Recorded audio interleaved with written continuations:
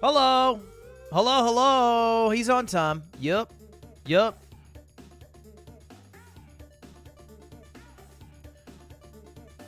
No unionization here, folks.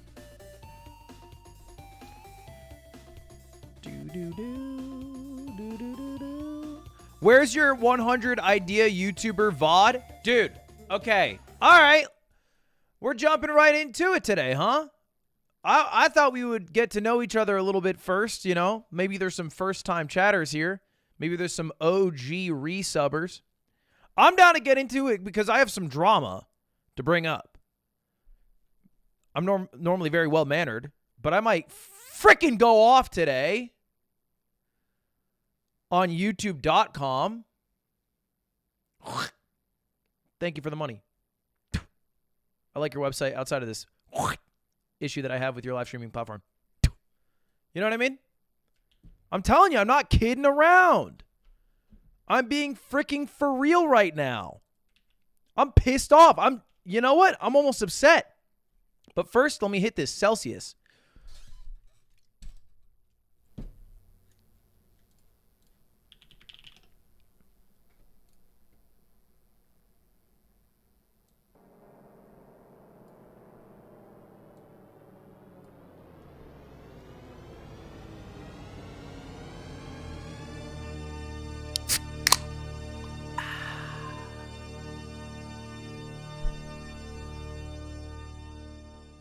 Anyway, I'm freaking pissed off, man.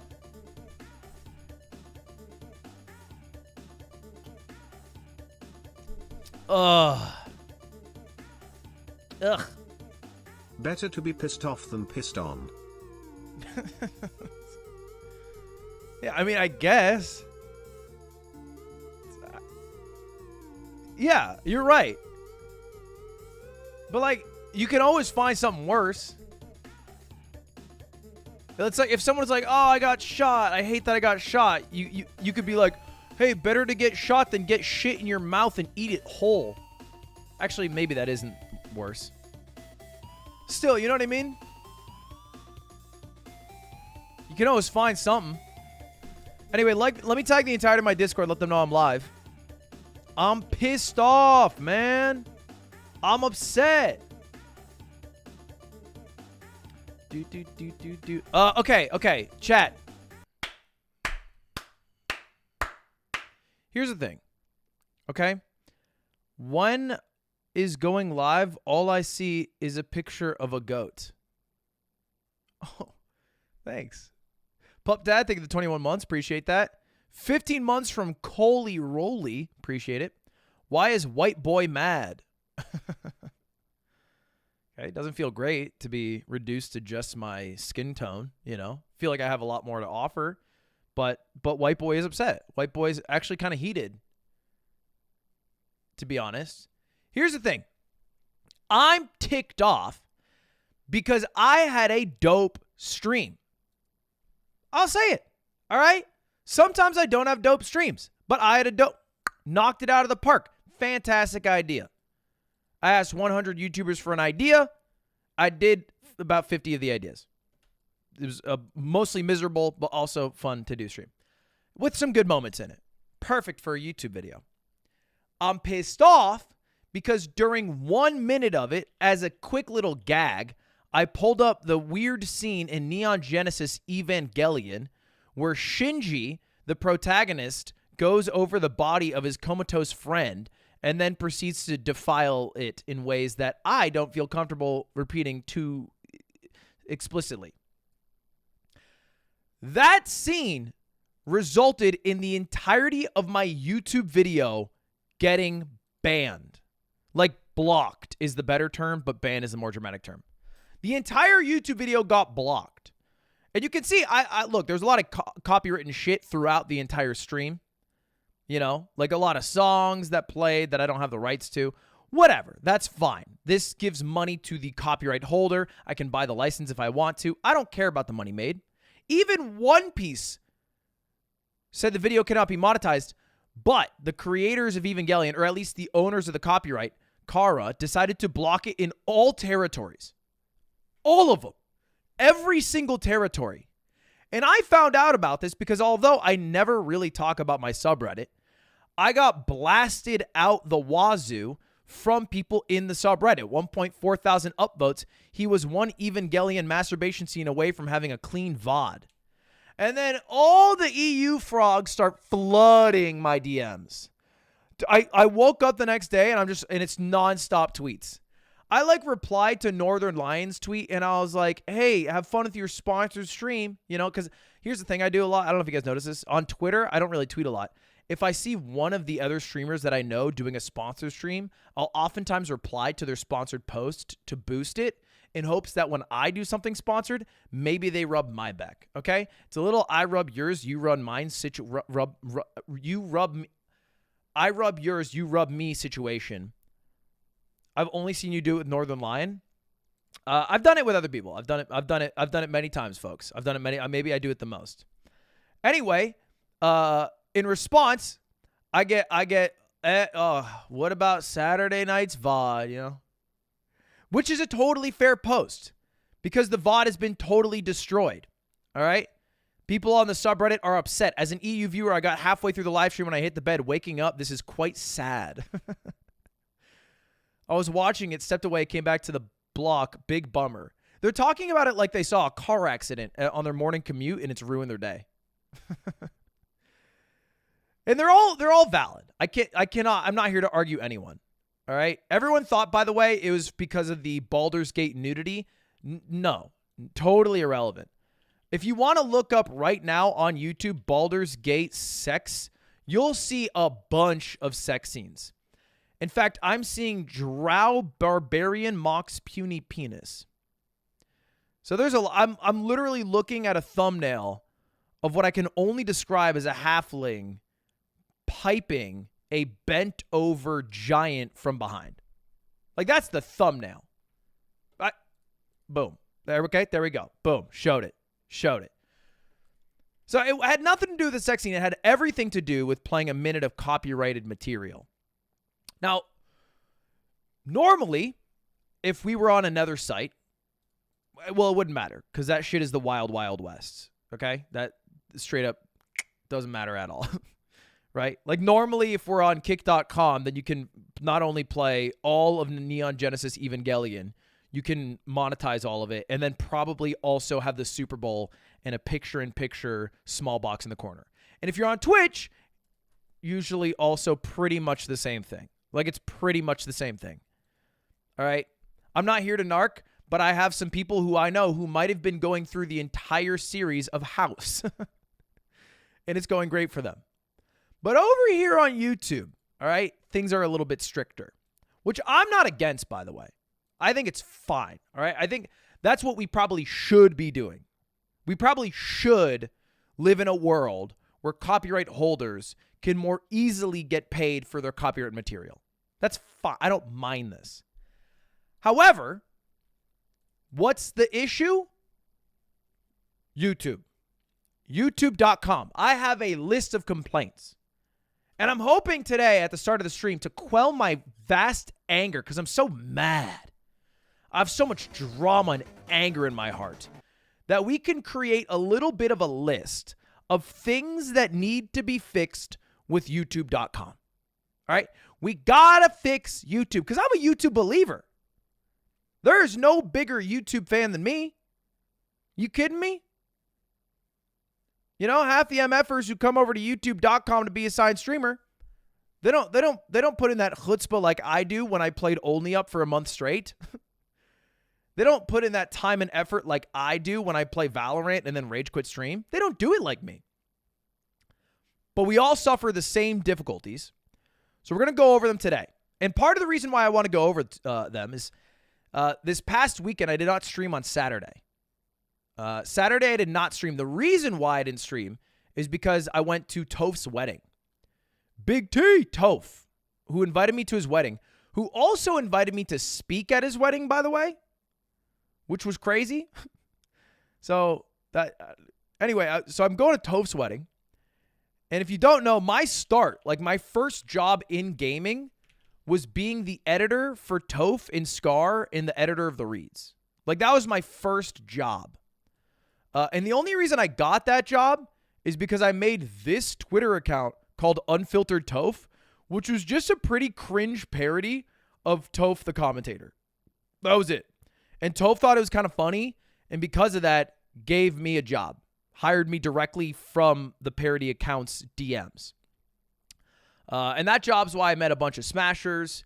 It's why I learned how to edit. It's why I started streaming to some degree. You know, it was like that, and then Slime streaming his podcast on Twitch. Like that was pretty much it.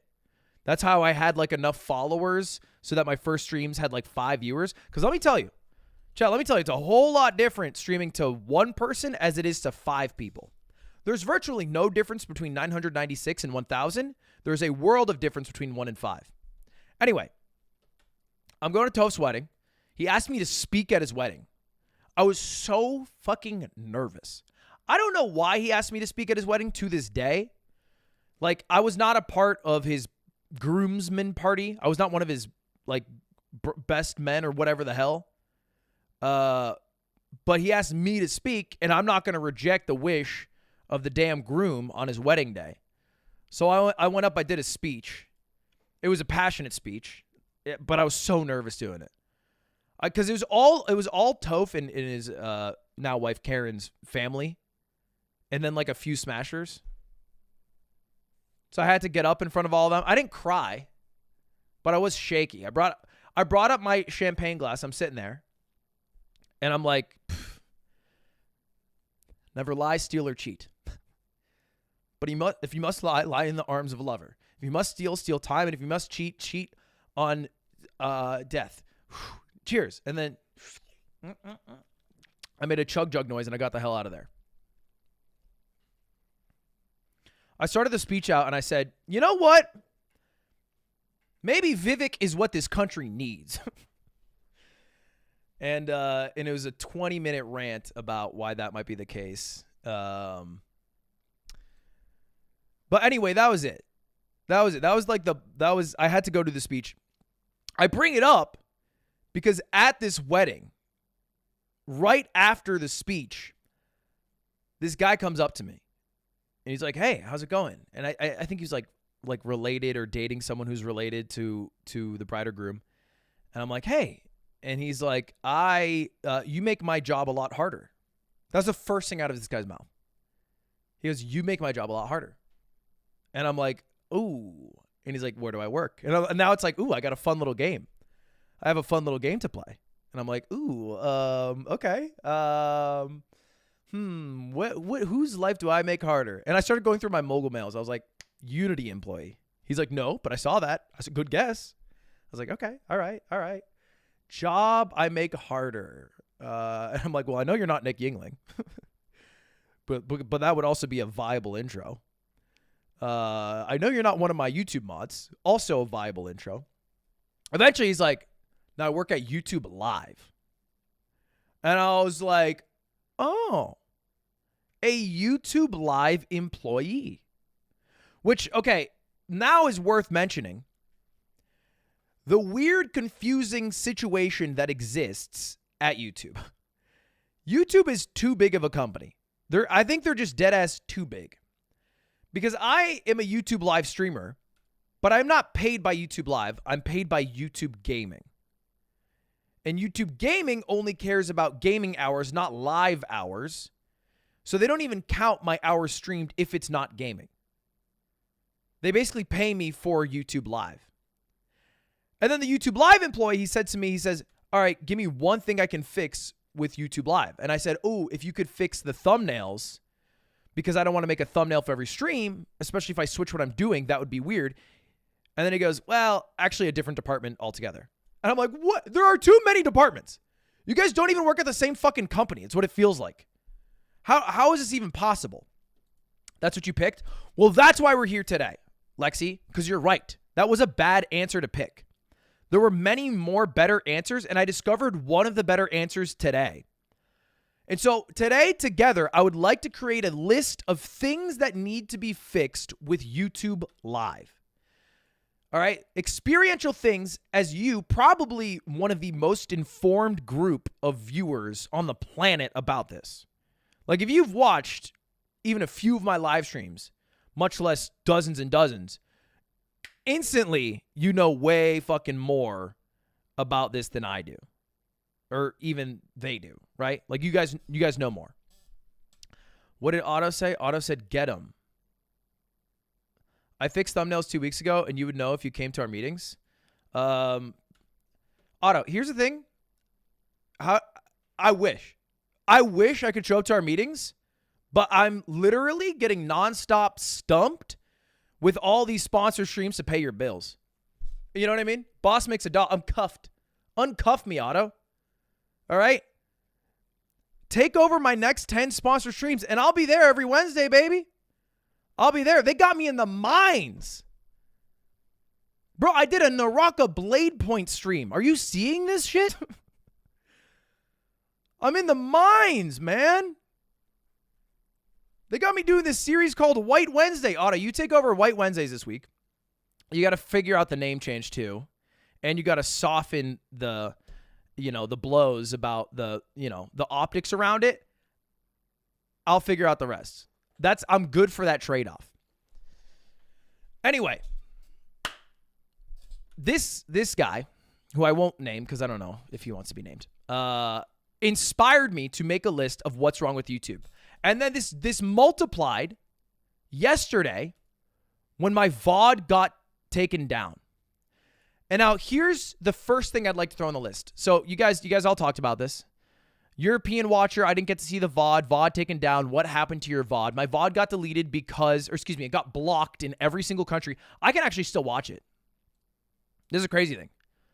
As the guy who made the VOD, I can still watch the VOD. It's just that nobody else in any other country in the world can watch it unless you can log in to my account. What's a VOD? Video on demand. It's just usually what people refer to as like old live streams. So anyway, what we normally do, and this is the first thing I want to put on the list, when there's copyrighted material in a VOD, is you remove it, right? Like any other VOD, whether it is like an edited video or a live stream, you usually have this option. I'm going to show you guys right here. Let me see if I can find a good example of this.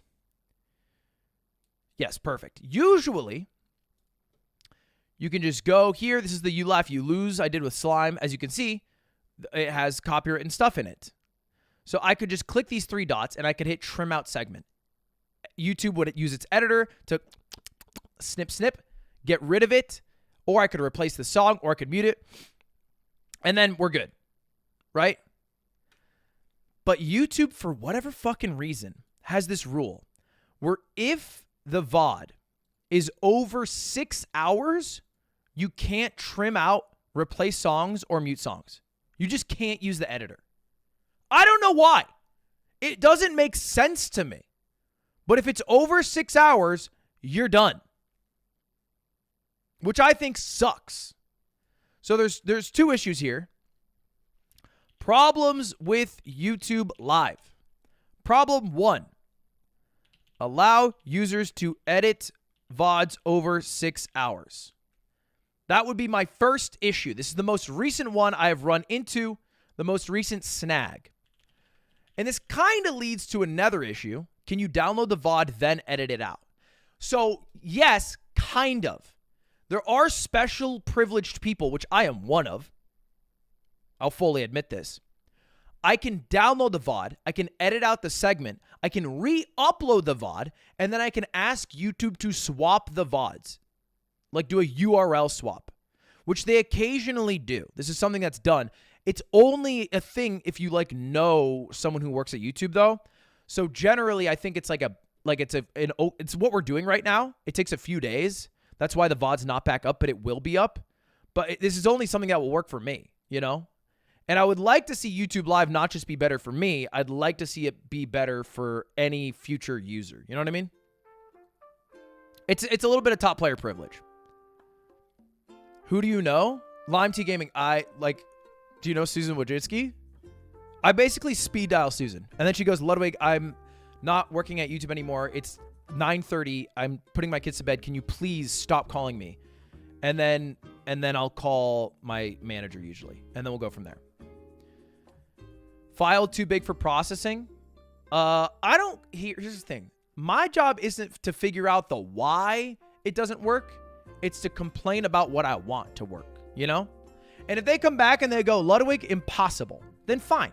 But let me find out what's impossible before writing it off. Do you not read Super Chats? I do all the time.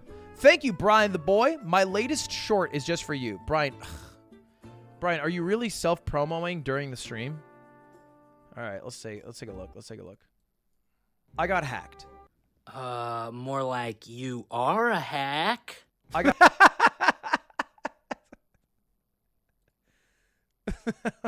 Okay. Wow. Fucking boomed me. Shit. Damn, that sucked. Wow. Whew. I'm gonna need like a minute.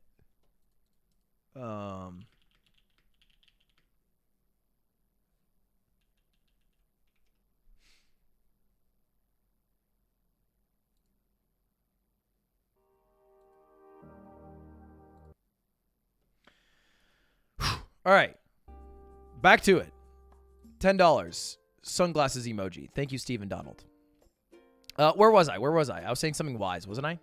Oh, another issue. YouTube, if you stream longer than 12 hours, will instantly make the VOD unavailable. I think that sucks.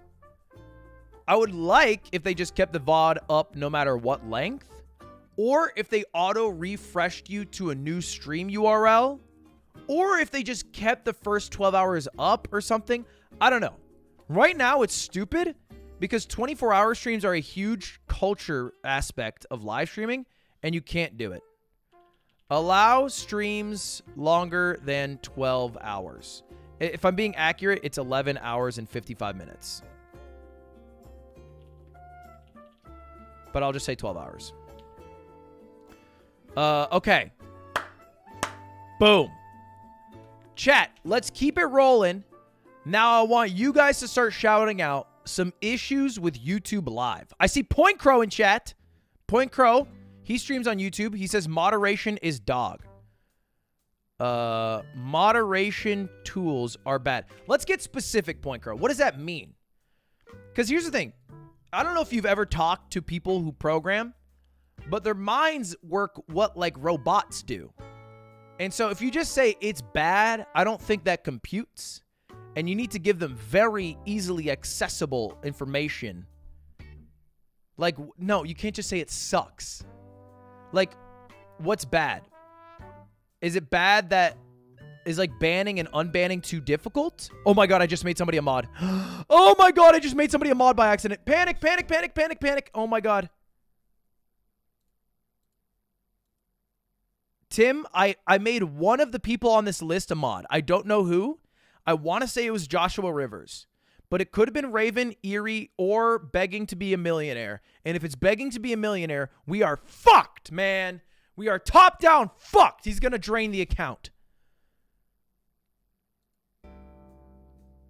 God damn it. I went straight bazinga mode, baby. Brian, that's $40. All right, you're not making even a third of that back on the short.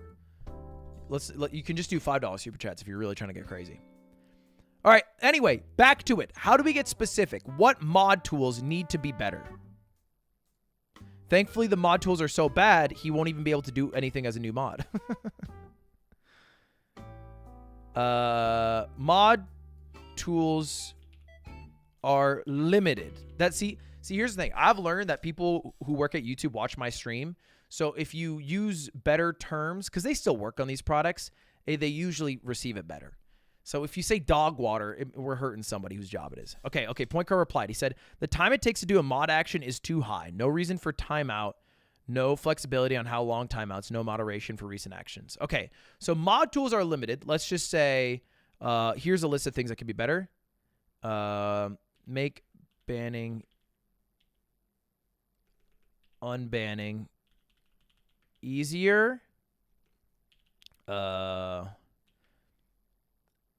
Different timeout lengths, chat logs, notes for why they were banned, unbanned forms, moderation, well, I guess notes for why they were banned, that's fine. What else?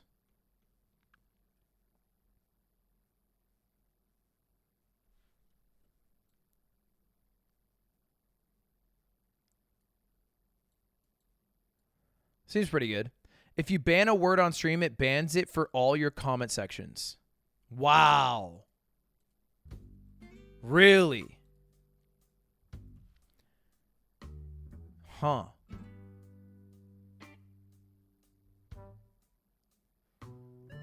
That's crazy. I mean, I guess this is a good start to the list, though.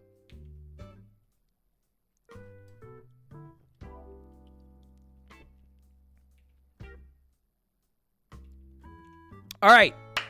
Mod tools. I feel like we got that. Next. Check. Give me another idea. Discoverability. Okay. Hot take. This is a dumb opinion. And I'm not trying to call you out specifically. I think that it's a very common opinion, but I think it comes from a lack of knowledge about YouTube Live more than anything. Like, in general, it's very easy to find a live stream. All right? All you need to do is just look in your subscriptions box, and I can see Valkyrie, Fuslie, and Sykkuno are all live. And if you really wanted to make sure, you could just look up a streamer you like and just type their name in, and it'll pop up. And if YouTube really sees that you use their live streams a lot or watch them a lot, it'll probably show up on the homepage or like somewhere if you scroll down, right? Like Valkyrie is here. However, one thing that I think people get distracted by are like these pages on Twitch. Like everybody's like, oh, give me like categories to browse through, right? So I can find live streams easier. It's way too difficult. I would like to find them easier, you know? This currently exists on YouTube. And I think I've shown it on stream before, but it's been a while, so let me do it again. If you scroll down, and let me admit that it's hard to get to, but if you scroll down in the left bar over to like YouTube Gaming, or excuse me, it's called YouTube Live, you will see only live streams, featured live streams, live now, and recent live streams. This whole UI is kind of shit. Wait. Excuse me, no, it is under Gaming. If you go under Gaming, and then top live games, view all. This is the same thing as Twitch, right? Like this is the browse. Look, these are the same things. These are all the games. These are how many people are watching the games. The issue to me is that there are no people actually fucking streaming. Like Garena Free Fire is not a game being streamed by English-speaking streamers for the most part. There's just not enough streamers. Sí. Ahí está el tipo ahí. So, like, the discoverability thing exists, but, like, let's be real. I'm even sorting by my region. You get to, like, you know, number 15, and you're instantly hitting one viewer people or Japanese-speaking streamers. Let's go to Minecraft. I don't think anyone here. This is the cherry blossom stuff, right? We have one English speaking. I guess we have a few here. I just think there aren't enough streamers. Like, I think if this was easier to click, because some people are like, well, Ludwig, it took you so long to click to get there. Even if it was on the front page or some shit, I think it would be fucking hard to even use it because you'd have to sift through so many foreign language streamers. And that would be annoying. Dude, YouTube thumbnails are so cringe. And I'm not flaming these people because I do the same thing. It just sucks that, like, this is what you have to do. It is so much cringier than just, like, pulling a screenshot. You know what? While we're at it, allow... what's the word? Allow preview thumbnails. Or enable preview thumbnails. Preview thumbnails is the right word, right? Do you want to turn the screenshot thing right now? Can you do it from there? I think live streaming as a technology has become stagnant as a whole on any platform. I can't remember the last innovation that took off. It's been mostly third-party add-ons. I think that's wrong. I think that's like unless you're talking about horizontal live streaming exclusively, vertical live streaming's gotten crazy. It's gotten crazy. Kryptonic, thank you for the 15 months. Appreciate it. Okay. Back to it. So anyway, I think I reject the discoverability argument. I don't think it's the biggest problem. And I think live streamers mask poor viewership with discoverability problems and not the other more pertinent issue, which is bad content. This is a hot take. Okay, what? Look, I'm here for some hot fucking takes. I think it's usually just mid-ass content getting mid-viewership, so it's getting pushed less. I don't think it's like dope-ass content that's not getting... I think that's most of the time the case. And I think other streamers would agree with me. Point Crow said cold take, also based. And you know why I say this? All right, and I have a perfect example for you. Shit, I couldn't speak there. This motherfucker right here. Moist Critical has been crushing viewership on YouTube. He has instantly doubled the viewership that he had on Twitch, like overnight. And it is not suffering from discoverability problems. This dude goes live. I see it within 10 minutes on my YouTube homepage. And he sits at like 25K. Right? And no one's been like, Charlie, I can't find your stream. Yeah, you fucking can. Pops up.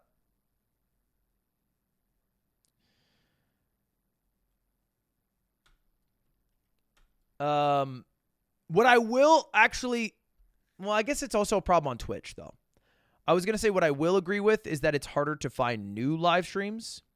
I guess discoverability of smaller live streams. So maybe it's a different term. I'm talking about people who complain that they're not getting their subscribers to see their streams. But I'm not also talking about like smaller streamers. I think smaller streamers, that's tough. But that also doesn't exist on Twitch, right? Although, I don't know if you guys have noticed this. Am I crazy? On YouTube recently, I've been getting like recommended really small videos. Like I've been getting recommended videos with like less than 100 views, like a lot. It like throws me off. It's been super recent, like in the past month, like this right here. Kickflip on a cruiser board. It's got 73 views. And the dude did a kickflip on a cruiser board. I've been getting recommended this shit I don't know why.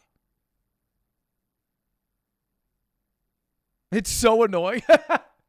We're here talking about how discoverability is a problem. Someone gets more discoverability and they're like, ugh, I fucking hate it. They're kind of doing like the TikTok thing. You ever you see, like, you know how you're browsing through TikTok and it's like, oh yeah, creator I like, big account, big meme, and then it's like person with 2 likes. And it's like, come get ready for me as I go to work. And then like you're watching it and then like halfway through you're like, what the fuck is this? And then you look at the like count and you're like, oh. Not all the time. Sometimes there's bangers and then the comments are like in before this blows up. Other times they are fucking trash. Oh shit, that was loud as hell.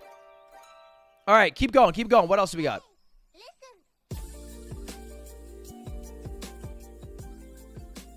What else do we got? Offline chat. Do we think offline chat is highly valuable? I think it kind of is. I think offline chat is a big culture thing. It would also... I think it helps a bit. Really? I'm seeing a lot of no's. But I guess to be fair, you guys are all saying no because everyone who used to use my offline chat never followed me over to YouTube and they're still on twitch.com. Are they even in here anymore? Hello? Is anyone here? Hello? Oh, yeah, they're here. Okay, you don't have to middle finger me. Like, what the heck? What the heck, guys? I like offline chat. I like offline. Okay, here's the thing. I don't fucking like offline chat as much as I like not having to plan out a stream. It's one of my least favorite parts of my job, and it makes it feel like a job when I have to decide 30 minutes to an hour before I go live what time I'm going to go live, and then sit there and like it literally feels like I'm at a job, and it's like, oh, you have to show up 5 minutes early, but don't clock in until exactly 9 a.m. It feels like Best Buy. If you're on time, you're late. You should show up 5 minutes early and then clock in the moment your shift starts. You should not be walking in the door when your shift starts. That's what it feels. And I'm sitting here with my fucking thumb up my ass for 5 minutes. If I had an offline chat, the issue is you need a new URL every time, though. Almost all the issues with YouTube live streaming stem from the fact that all of the infrastructure is based off VODs. This is literally your job? Yeah, but when it feels like a job, it's worse. You know what I mean? Offline chat. Better system to go live. Better...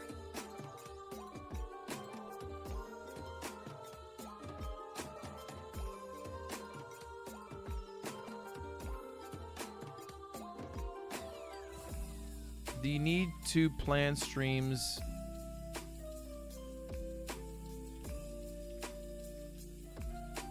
Having offline chat would be nice. Okay, that might be good phrasing.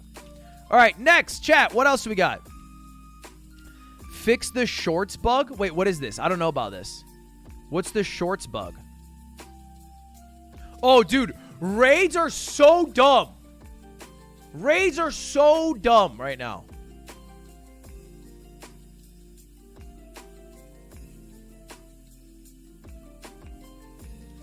I actually hate the way raids work right now. So if you don't know, the way raids work is I have to go to my settings on my YouTube page and then scroll down through my community tab, which has not only the list of my mods or my approved users, it also has the list of people who are banned. And then finally, oh, wait. All channels can redirect to my content? They fixed it. I didn't know about this. Okay, hold up. I found out. All channels can redirect to my content. Okay, so the way it worked before is you had to create a list of people who could redirect to your content. Can I just do this? Hold up. Save. Whoa.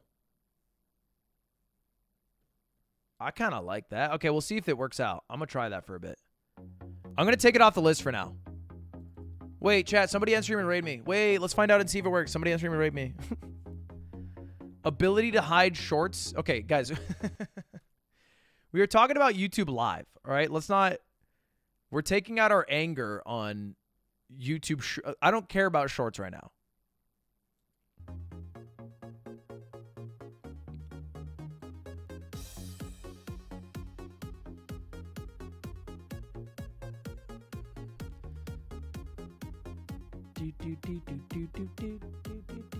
All right, I want to see how this works. Hold up. Someone said theater mode's really bad.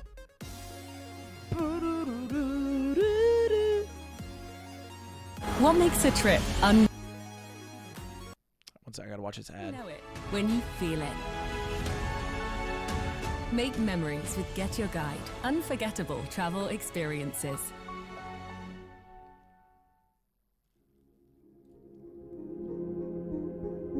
What the fuck is this? They definitely did not pay for the song. Okay. All right, so if I go theater mode, what does it look like? Ew! Ew! Yuck! Gross! What's the point of theater mode if I can't even read chat? It didn't even make it bigger. It just made the black bars wider. All right, hold up. Let's see Twitch for comparison. So if I'm on, like, let's say I'm here and I really want to watch my favorite streamer.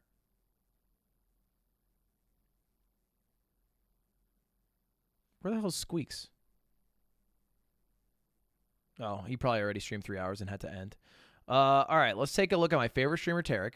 Versus. And then let's go theater mode. Ooh.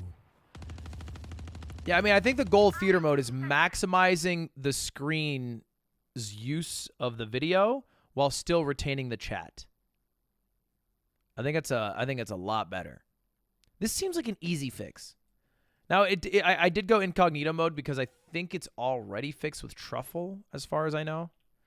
But like, again, I would rather issues not be fixed with Truffle. I'd rather they fix them. Yeah, this is the way Truffle does it, which is a lot better. It's basically what I want. But here's the thing. Not everybody has Truffle. And on mobile, you also don't have Truffle. And mobile chat's even worse. You ever try to do the mobile chat? Oh my God. It just like pops up over the overlay. And it's like, bro, it's impossible to read this shit. It's insane. I think it does the same thing on TV, right? The TV one, it just also goes on the overlay. I will say Twitch is not much better on TV. Twitch on TV pisses me the fuck off. They do this thing where the chat will like go black. And but the stream will stay lit up. And it's like, why? Why? And I have to like fucking move my remote every 2 minutes. Pisses me off. Anyway, I think mobile chat and TV chat need to look better. So better theater mode for desktop, mobile, TV. All right, great. That's good. That's good. What else? Chat, what else? What other issues do we have with YouTube Live? What else do we wish we had?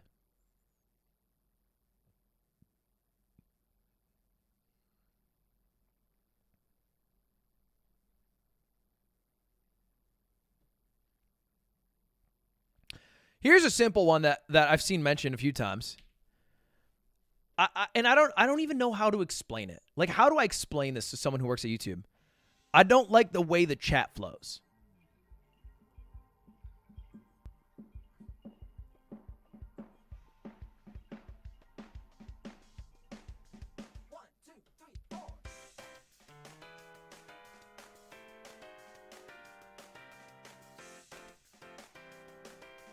Chat flows like a geriatric man's piss. I'm trying to put it politely.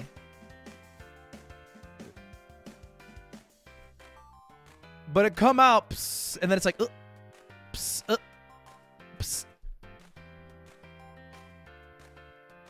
Someone coded in a prostate the size of an apple.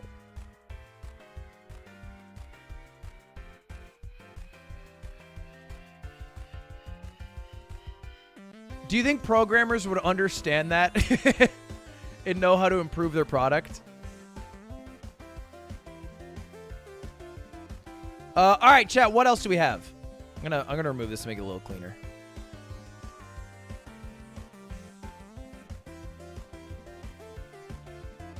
I think raids are good, right? Should I remove raids? Maybe raids isn't the issue. Top chat. Stop defaulting top chat. I agree. I actually hate that. I don't know why they default top chat, but it does piss me off.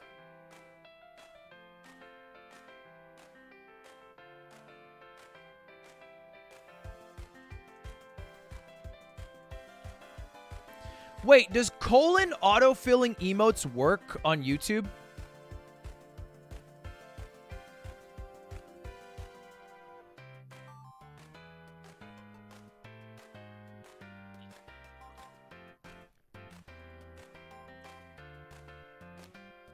Channel points.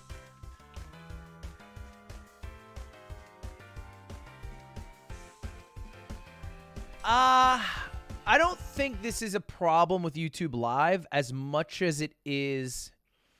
This one I'm split on. I like channel points and I like predictions. I think they're very good.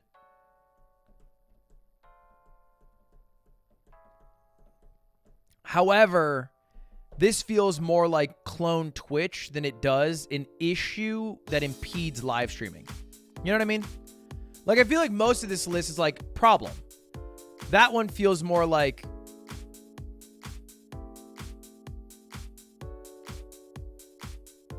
you know, it just seems a little weird in this whole thing.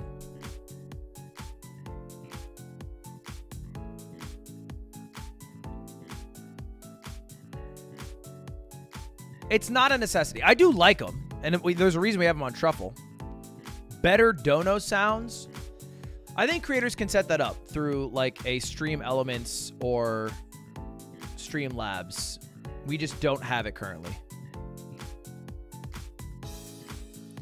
Members get pre-roll ads. Not enough incentive for members. That's maybe a better way to phrase it. I think there's currently a very low incentive to become a member.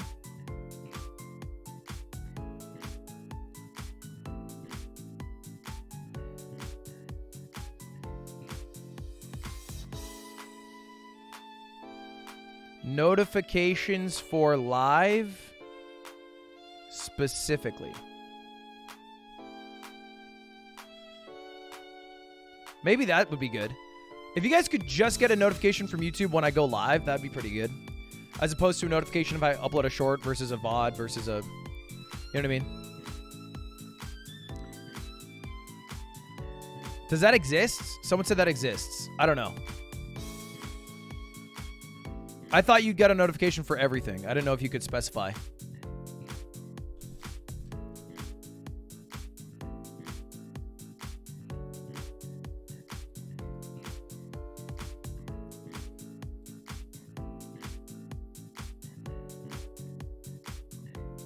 Hold up. I got a few super chats. I made a YouTube essay on why creatine is bad as you requested. Wait, what the hell? Did I ask for that?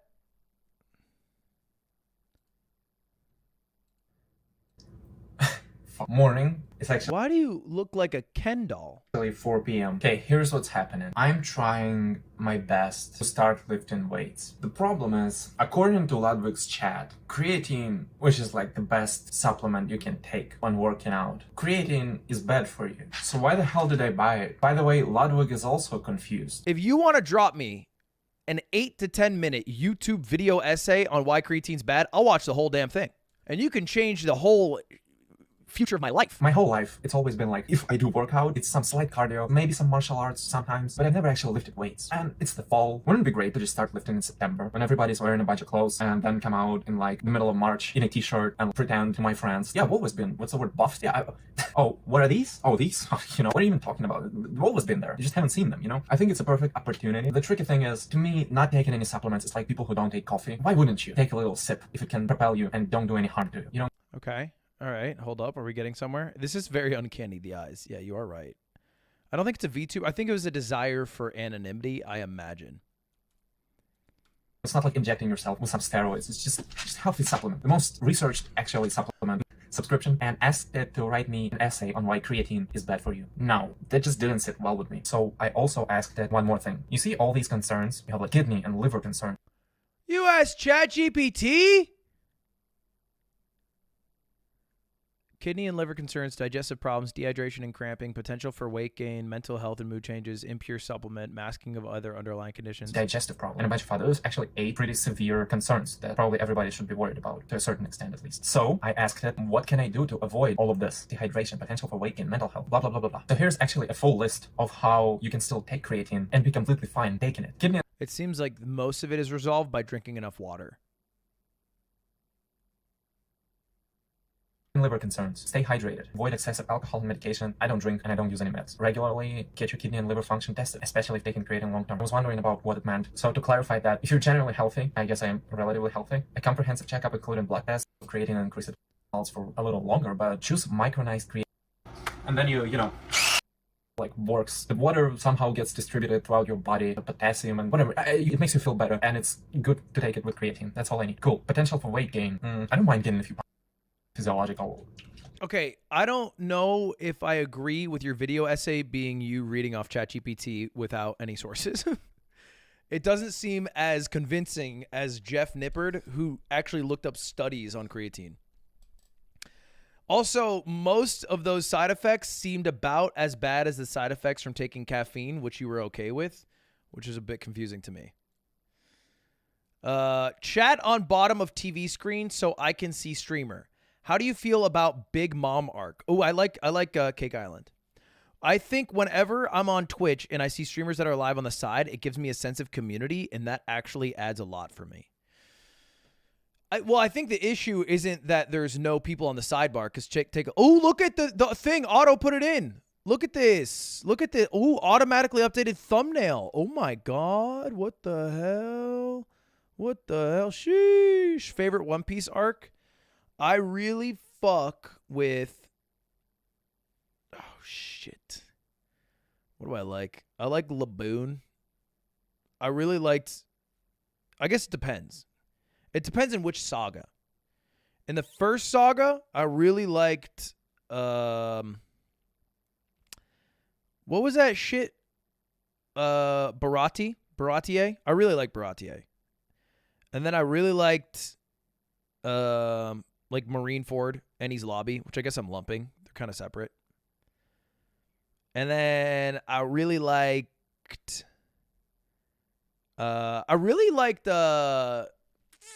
what's it called? The it's with an R. It's like the big ass meeting. The repartier.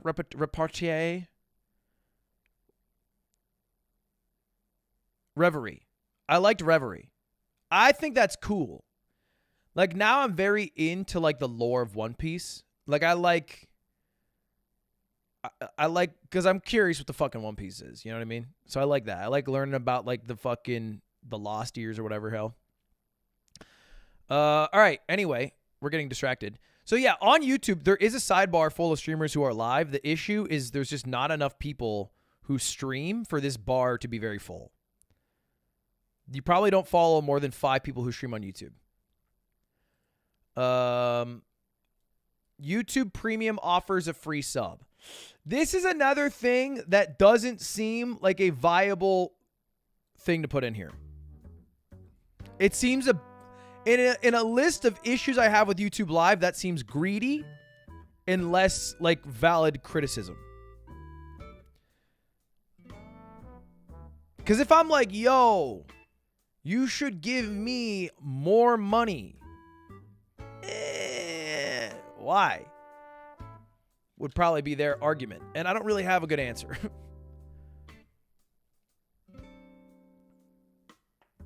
I mean, it's a very populist opinion. Fuck it, dude. Give everybody who has a YouTube Premium membership 5 free subs. And also free ice cream for life. Hell yeah.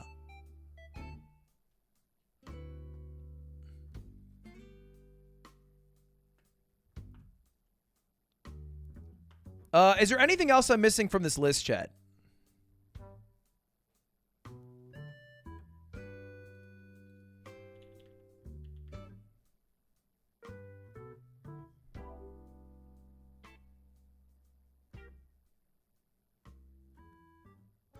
Donation currency should be your location currency, isn't it?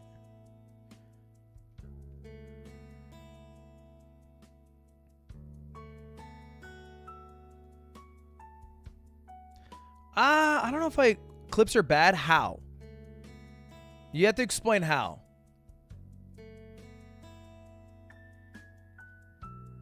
You can't just say it's bad.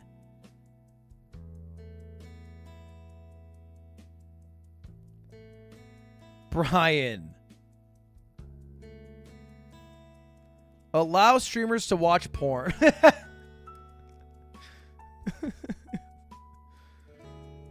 Okay.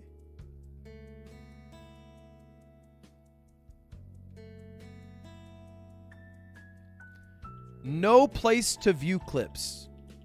That's not a bad response.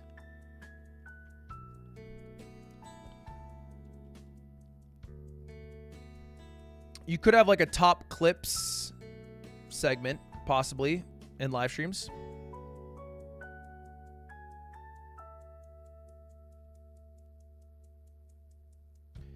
Emote only mode. Yeah, I think that's fair.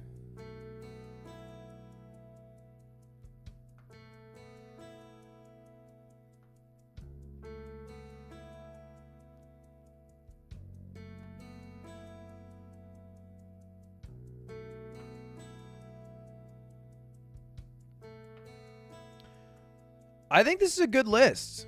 We have room for one more thing. I actually think squad streams is more of a gimmick. Replies in chat, Lud. Oh, like you want to be able to reply to another chatter?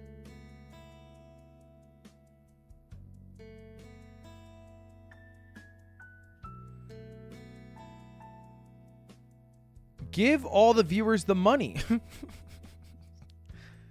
It's not even like a thing. To reply to comments.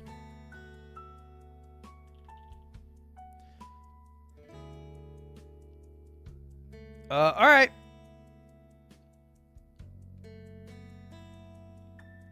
I think this is a good list.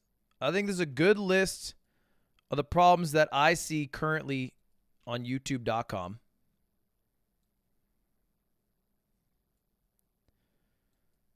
All right, let me send it to my boss. I've made a list of things to improve at YouTube. Unordered.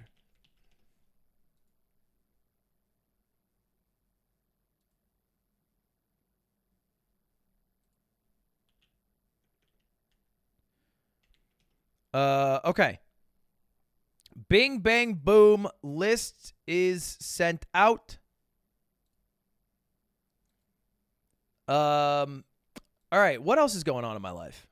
I got so distracted by that. Anyway, the VOD should be back up soon, chat. Oh, did I talk about this? I think I already have, right?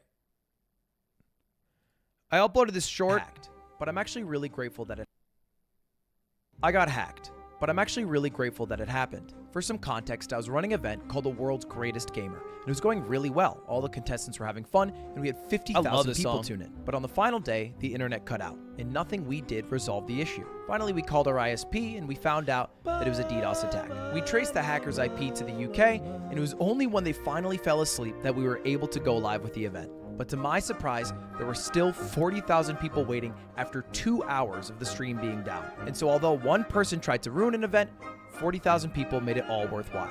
So thanks. Now, I said thanks, but over 1 million people have viewed this short, and none of those fuckers were the ones who actually watched the stream. It was actually you guys. So thank you to you guys, because it made the event feel a lot better. Because I was mentally going through it. I think I was occasionally on camera. At one point, I created a huddle, and then I had everybody fucking put their hands in and do one of these. And I was trying to be a powerful leader, but I was not having a good time. I was just putting on a front because everyone was looking at me, and I was the leader of the crew, and I didn't want to be, like, moping because then everyone else would mope. But it was tough. It was tough to deal with.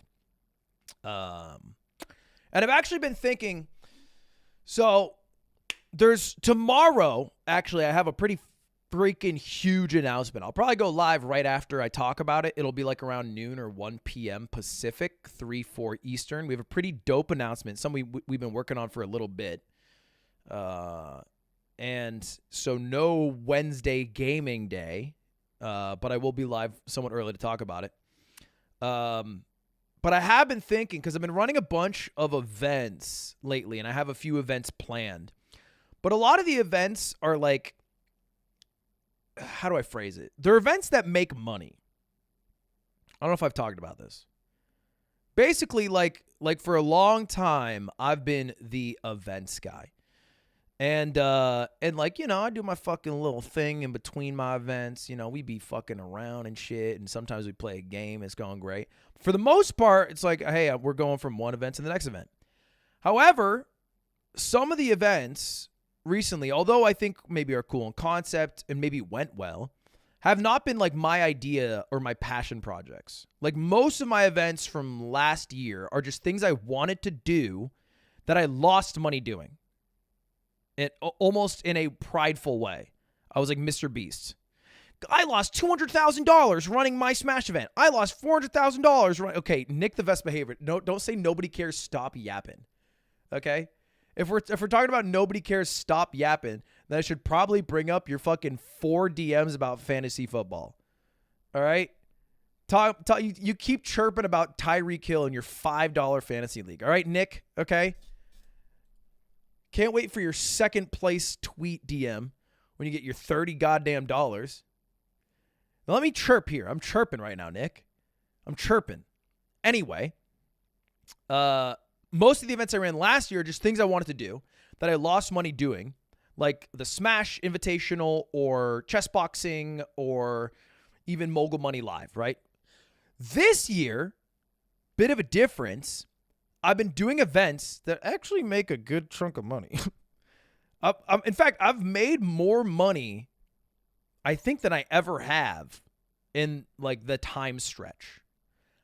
But it has been more draining to work on the events because I'm not like as torqued about. They're not like from my heart and soul and body and nuts. It's not like something I want to do deep in my plums. It's like me working with maybe a company to try to make their vision come to life in a way that I think somewhat cool, you know? And so, although it's good for the bag, you know, and I'm sure you can name a couple of events we've done in the past, you know, few months that fits that bill, I think it's worse overall, you know? And there, look, to be fair, there needs to be balance.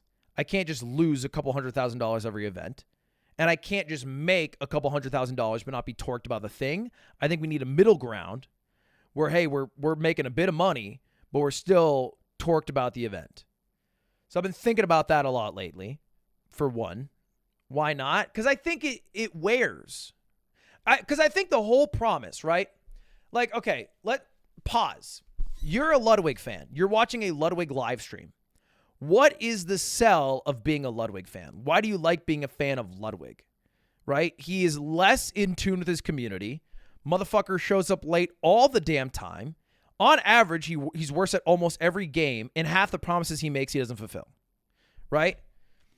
These are facts. Now, there's a couple of things that are going my way. All right? For a while, I was, you know, decently funny and I had good hair. We've lost both of those things. The third thing is that I ran some banger events, you know, and it's like, if you're a Ludwig fan, it's like, well, he's the motherfucker who made chess boxing. You know, that's the dude who did Mogul Money Live, who shook his ass in front of hundreds of thousands. But if my events that I'm doing are money-making events that I'm not as torqued about, and it comes off that I'm not as torqued, then you, in this interim waiting period to, like, as a Ludwig fan, and it's like, oh, let's see what event Ludwig pops out with, and then the event's like, it's okay. Then is it worth the wait? Why not just, like, because basically my sell is that, like, I'll give you a bump of something strong, like heroin. But if my heroin is weak, why not just be a daily cocaine? This is actually a terrible analogy, and I've lost it completely. But you get, I think, the point that I'm trying to make here. I think World's Greatest was good. I think World's Greatest was a pretty good idea. I think there were some constraints working with YouTube Gaming that made it a bit more difficult than if I were to just lose money and do it myself. But I think it overall worked out. But I have been thinking about this. All right? So anyway, this is just a general thought that has been forming some of my thoughts on what I will do with my time over the next 12 to 18 months. I don't have a major in yapping, Nick. I don't speak Japanese. All right? I'm just speaking my truth. It's not a midlife crisis. It's like, okay, here's what it is. Here's what it is. Here's what it is. Fucking slime sunsetting meme aside, streaming is like, you never get to rest on your laurels. You can't just have done a bunch of dope shit and then boot up stream and then drop mid-ass gameplay, clock in, clock out, call it a day, and expect for more people to be excited about what you're doing. You can do it and then have people slowly leave the building, but you can't do it and expect it to like be any sort of cultural impact. You have to like keep working at it. You have to keep doing that shit. You know what I mean? XQC does this every day. I think XQC, well, I guess with the kick thing, it's a little weird now, so I don't know. But I think one of XQC's great powers is that he's always there for you. I'm not. I'm there like fucking 3 hours every 5 days. That XQC's been there like, 10 hours a day every day for the past 5 years. It's a little different with Kick now. It's different, but you get my point. So anyway, all that aside, I think what I'm announcing tomorrow is going to be super dope. I know this is an announcement of an announcement, which is cringe. But tomorrow at noon is one of the things I've been working very hard on. Lamau. And it should be tight. It should be dope. And also it should be swag in a way. It's not an event as much as it is a cultural movement, like planking. Would you be open to doing content like Sea-Dog? Yeah. Oh, that's another good point. Thank you for bringing that up. Yes. So I actually hired a producer. So every month I have a producer. His name's Devin. And his job is to basically help form an idea into a YouTube video that I record offline. And I actually already recorded my first one last week. And it was a fishing contest that I did against Slime, where he made me drink a beer every 30 minutes. And I ended up drinking 10 beers, and I was so hungover all day. Debin. It's Dubbin and Debin. Yeah. So anyway, that's something else that I've been doing. Hired a producer. Bang. Hired a producer. Bang. Trying to do events that were more torqued about, that still maybe hopefully make money. And then bang, the return also of a monthly cadence show like Mogul Money. I think we have a sick show idea that I don't want to leak, but that should come, I think, before the end of the year, the pilot of it. Because I think that is also something cool. So this is all what's being worked upon. And the only other thing that I feel like I need that I'm kind of missing are reoccurring stream segments that are good. Like for a while I had Bro vs. Bro and Bros vs. Pro. Bros vs. Pro. Yeah, I had Bro vs. Bro and Bros vs. Pro. Bro vs. Bro got a little tired. I don't know. I just feel like I did too many of them. Now, I do have a plan to start doing Bro vs. Bro in person, because I think that's kind of cooler. White Wednesdays is not going to be a thing. Chat. You can't look like me with a shaved fucking head in a series called White Wednesday. You just can't do it. You probably can't do it regardless, but you definitely can't do it when you look like this. You just can't. It's just wrong. It's all types of wrong. You know how many DMs I got after last White Wednesday, which was not called White Wednesday? I called it something else, but other people called it that. I got like 10 different DMs that were like, hey, Ludwig, I really understood the joke of White Wednesday, found it actually somewhat amusing. Please never call it that ever again. Sincerely, someone who watches you that's not white and also uncomfortable. Look, there's a non-zero chance there's like a neo-Nazi lurking amongst the people spamming White Wednesday as a meme, and they're like, yeah! And they're a little too happy about it, right? So that's why we can't do it. There's somebody in chat who's like everyone's like, yeah, White Wednesday, this is silly. And then one person's like, fucking, what day is it? And like, we can't let them have it. We can't let them have it. It doesn't help if we have Minority Monday, because that is, again, and that, how about we just, let's reverse back to what I was talking about. So I think, series that I'm able to do more consistently on stream. So I think the game plan is to do a bro versus bro in person.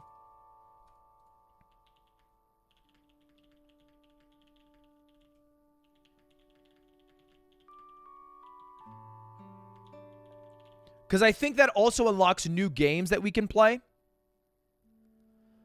And then another stream series.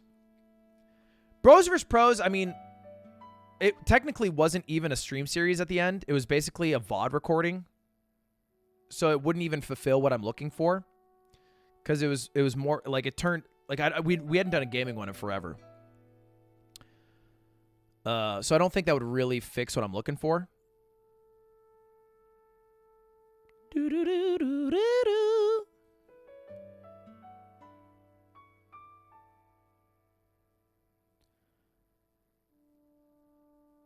So I need a new idea. I don't know what it is yet. We don't have to figure it out right now. But I do got to figure it out. It can't be SAP Saturdays. The Marble stream will be fixed soon. I promise. I'm working on it. I'm dead ass working on it. The VOD should come back hopefully by tomorrow. But that's my goal.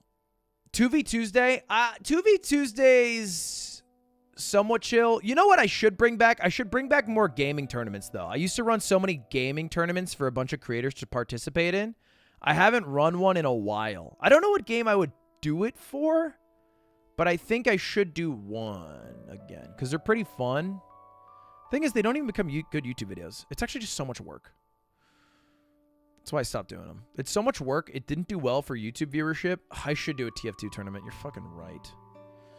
You're right that I should do that.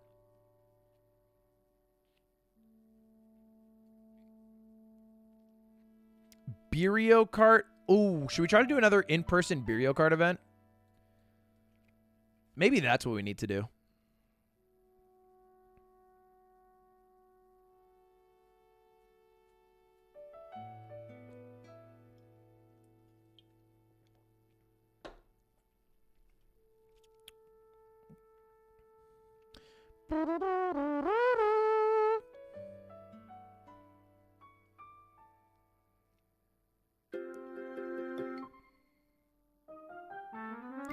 Yeah, I'll think about that. I'll think about those things. Anyway, chat, that's basically all I got. We got some other shit to do on stream today. Enough yapping from me. The only other thing, for sure it's gonna happen next week. Me and Squeak's 24-hour stream. So I'm gonna get a stream set up to go back there. I'm gonna move the cat tree, and then I'll have Squeak streaming from back there. And then we'll do a 24-hour stream together. And we'll figure out what the hell we're gonna do. Thank you for the 21 months, easy speezy. Appreciate you.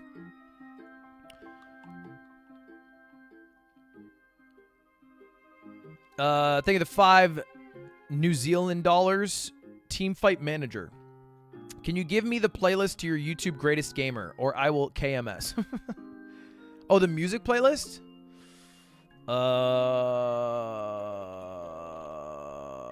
Look up Beyond the Summit music playlist, and that probably has similar tracks.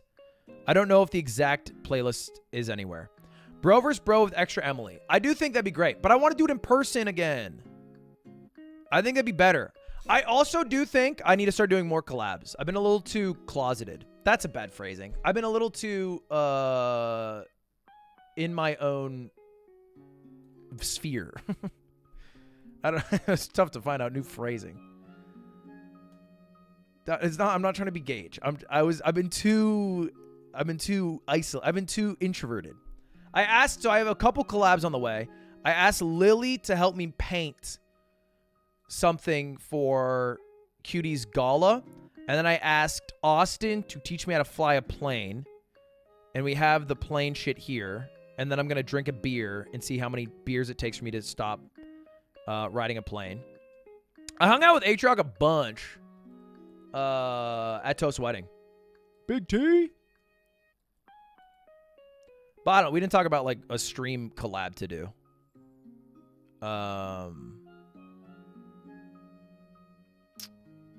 We just hung out. We vibed, dude. So me and Aatrox got the same flight to this wedding, which was in NorCal, and I didn't have a belt, and he was making fun of me for not having a belt and going to a wedding because I was wearing sneakers and a belt, and he's like, you look like a fucking schlub.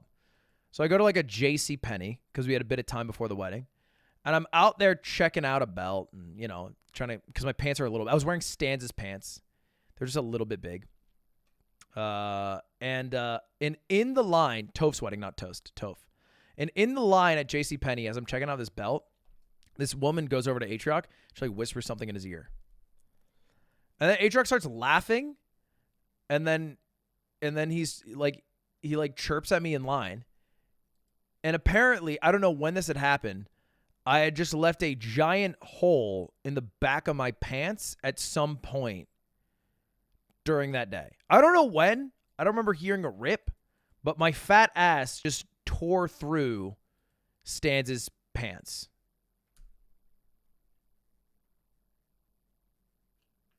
Yeah, I would like to finish Kingdom Hearts Cutie. Are you interested in speedrunning based content? Yeah, if the game's fire.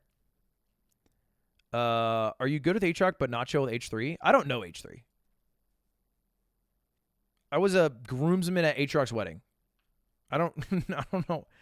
I don't think I've ever shared a word in person with H3. I got no. He's his own human. I am my own human. Would you play Liza P? Dude, okay, maybe this is weird to me. I refuse to play Liza P because I see everyone who's playing it is playing a sponsored stream of it. And it makes me feel like it's a mid-ass game. Maybe this is like a bad logic train, but I feel like because everybody is paid to play it, they would not play it on their own volition, and it's probably not a game worth playing. It like cheapens the quality of it.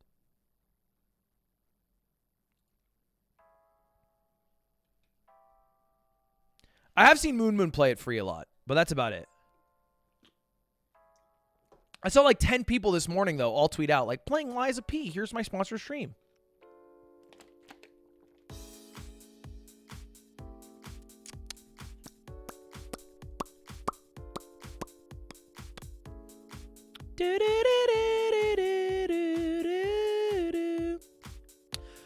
You should create a challenge with the Yard Crew and challenge other streamer groups to it, similar to fast food vids. Be a trendsetter. Or we can wait for Doug to do something, post it, and then yoink the shit out of it. Let's fucking go. What do we got these days? Doug, what are we doing? What are we doing? RimWorld? We'll wait till next upload.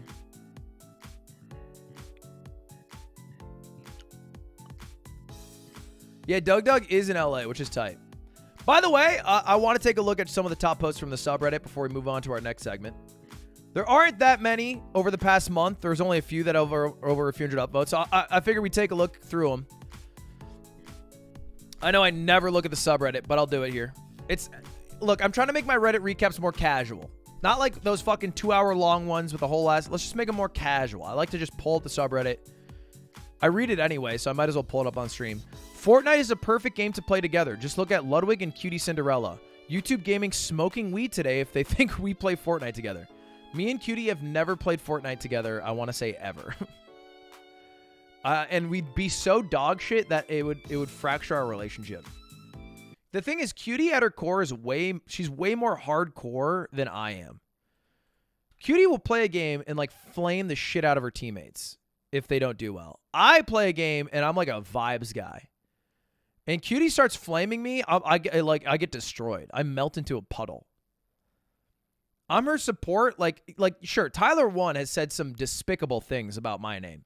He has drawn it through the dirt and the sand and spit on it and shit on it. Doesn't affect me. Cutie says that wasn't that good of a play. I melt. I'm like, what? What do you mean? What do you mean? Man, I love their Fortnite stream yesterday. I love when Ludwig leaked his credit card while buying a new Minecraft Steve skin. The thing is, I probably would do that. Cutie's Twitter is art. Cutie's Twitter is very funny. What was the thing that she posted the other day? I thought it was super funny. After my VOD went down, this person tweeted out, Ludwig, is there going to be a VOD from yesterday's stream? I really like the twerk part. And then she replied, bet you might like this. Which I thought was funny. Lud's corporate title is CEO and Ludwig. It is true. I am the Ludwig of the company. What are the roles of the Ludwig of the company? Basically, make all the fucking monies. That is the role of the Ludwig of the company. So if I die, I pass down the title of Ludwig, and next in line is Nick Yingling, who becomes the new Ludwig, and he will attempt to stream and drop mogul mails that hopefully keep the same level of viewer interest to make all the money. Does this mean you can't hire any other Ludwigs? It does. And we actually do have a quota where every other employee must be a Nick. Hence the Nick Allen, Nick Vercillo, Nick Yingling, and Nick Wangs of the world. TIL, Eamon's last name isn't Calvin. I didn't know Slime's last name was Bruno. What an edgy dude. What is it? Dude, it's a name. You can't have an edgy, you don't pick, it's just a name. World's Greatest Gamer was a certified banger event. Oh, what a nice post. 1.1 thousand upvotes. I think this might have been my favorite Ludwig hosted event aside from Mogul Chess Boxing. All the competitors seemed to have taken the tournament seriously, albeit to varying degrees. And it seemed like every one of the players from the casting couch were having a blast. Don't call it that. Right? Like, just call it the couch with casters. Don't call it a casting couch. It's not the right, you know. This is a casting couch. What we did was like a couch where casters sat. Not a casting couch. It's literally not. I wouldn't call it the casting couch. I just wouldn't do that. I would call it something slightly different. The couch with casters. I'm hoping this becomes an annual event. What did everyone else think? We need bro versus bro against Jerax. Jerax is great. Dude, Jerax is fucking... I tweeted out this picture because you guys... Actually, where is it? I made that penis the other day. I whittled it out of soap. And I posted it to Instagram, the dick that I made out of soap. And then Jerax replied. I forget the exact message, but it was like, really nice dick. And I was like, thanks, Jerax. I appreciate it. I appreciate it. 2-time TI winner and second highest earning player all-time, Jerax. I worked really hard on this dick. Awesome event. Impressed how Ludwig and his team handled the internet issues. I would have been mauling so much. Kept the vibes high. And shout out to Tafa who enhanced the Tetris segment. I hope it becomes an annual event. Hell yeah. Sick event other than internet issues. Yeah, it happens. You know what? I know the event was good because the people who were in the event had such a fucking baller time. Like, everyone had a great-ass time. I was actually so surprised. They had such a good time that everybody came to, like, dinner. I set up, like, a dinner with everybody. Everybody went to karaoke after. Everyone just had a good-ass time. Which is tight. I even got Jerax to sing a classic Finnish song at karaoke. He started singing the cha-cha-cha.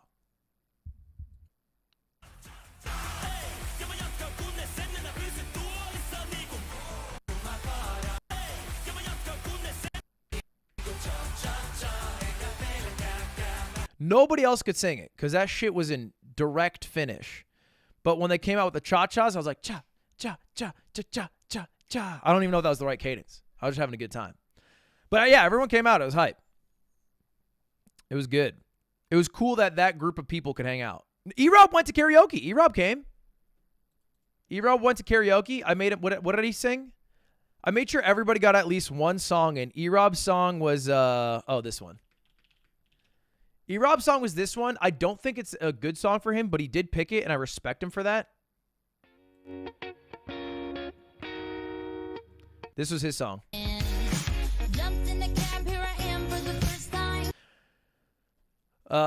Small Ant didn't go. Small Ant didn't go. The people who didn't go to karaoke are you would probably expect this group of people. It is people who really like video games, who don't necessarily like loud environments, and who don't necessarily like socializing amongst huge groups of people, which was like Small Ant, E-Rob, Small Ant, Box, Rizzo. It was like, it is not their spot. I was like, Box, would you want to do karaoke? And he's like, I actually don't like karaoke. And I was like, okay, cool. That works for me. Mango didn't go. Apparently he had some shit.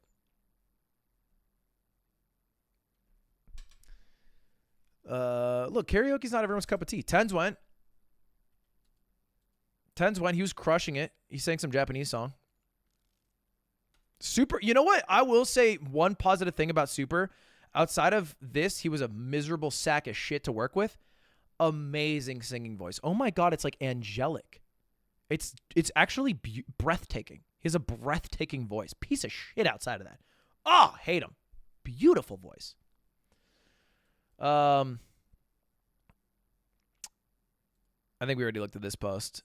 The VOD should be back tomorrow, chat. That's my goal. VOD should be back tomorrow.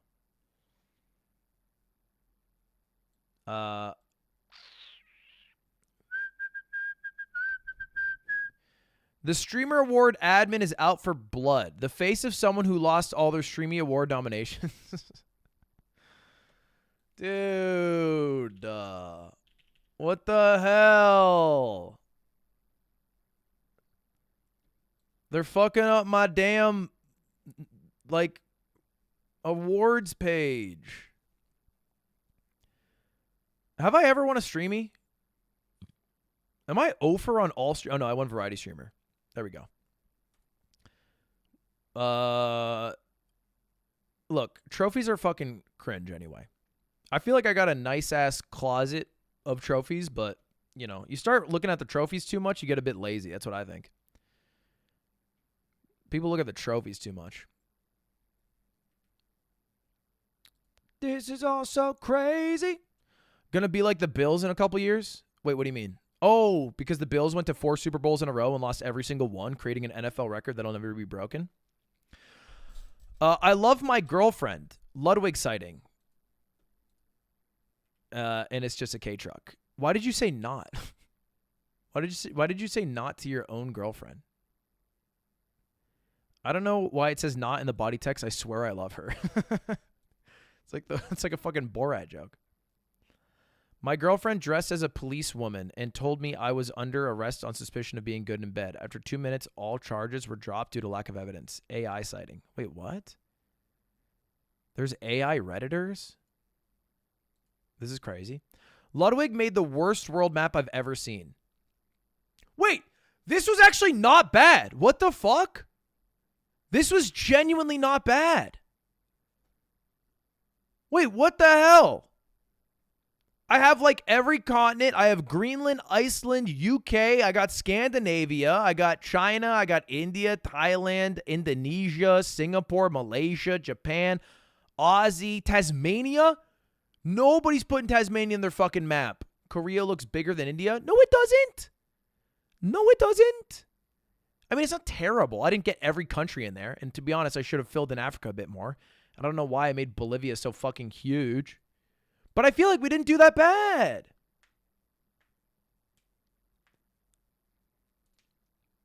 I think we did better than the average American, which is a low bar, but it's my bar. In his defense, getting Russia and Asia correct is a difficult task. Not that he did better anywhere else, though. I don't blame him for not being accurate, but look how he drew Scandinavian countries. What? They're like 3 little thingies. That's how I think of them in my head. For an American, getting every continent, that's what I'm saying. Is there a 9- line? I don't even know what that means. No, that's Indonesia. From memory, it's harder than it looks. Had to do it in high school, and one of the smartest kids drew Africa backwards. I didn't do that. Of course, Cape Town is 15 minutes from Antarctica. They say the weather is almost identical. Oh my God, you guys are so cringe. You guys are so cringe. You love to nitpick, but nobody talks about how I have fucking Sri Lanka, the Mauritius Islands, Madagascar. I got Jamaica. I got Guam in my map, bro. No respect. Ludwig would feel good. Well, Ludwig would beat a third grader in basketball and feel good about it. Yeah, I would. I would gloat and make them understand. Hey, you're not close to me, bucko. Ludwig's asking for stream ideas on Twitter. I have a great idea. Oh, wow. Yeah, no. He has one and left it outside during a hurricane, and the directions got ruined. That is 100% lie. He never ordered it.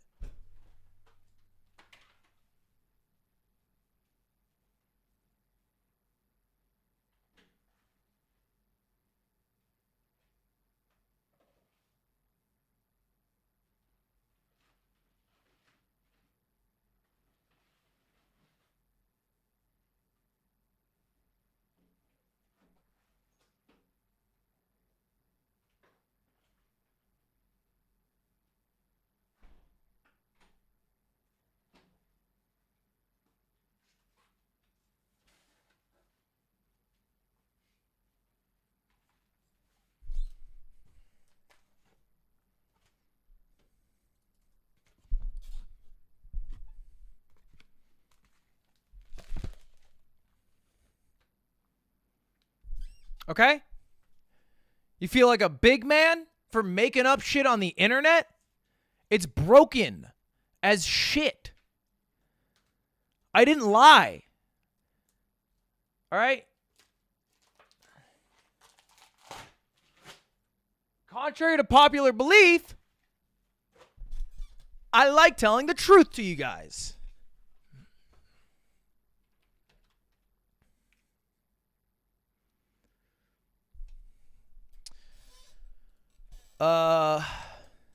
Someone sent him a PDF. Look, guys, I don't believe in that technology and what have you. Literally 2 people sent me a fucking PDF instantly. Here's the thing about this PDF. I don't want to do it. Right? I don't know how to phrase this better for you guys. I don't want to fucking do it. I don't want to do this shit. I don't want to. I don't want to. I don't want to. Wah. I don't want to do it. Do it with Squeaks? No. All right. My game plan for when I hang out with Squeaks is to do fucking dope shit together and smoke hella fucking kush. I don't want to bog our time down by having to build a 16-hour fucking Connects building. I want to do salvia. I want to fight the demons. I want to play video game. I don't want to call it a damn day.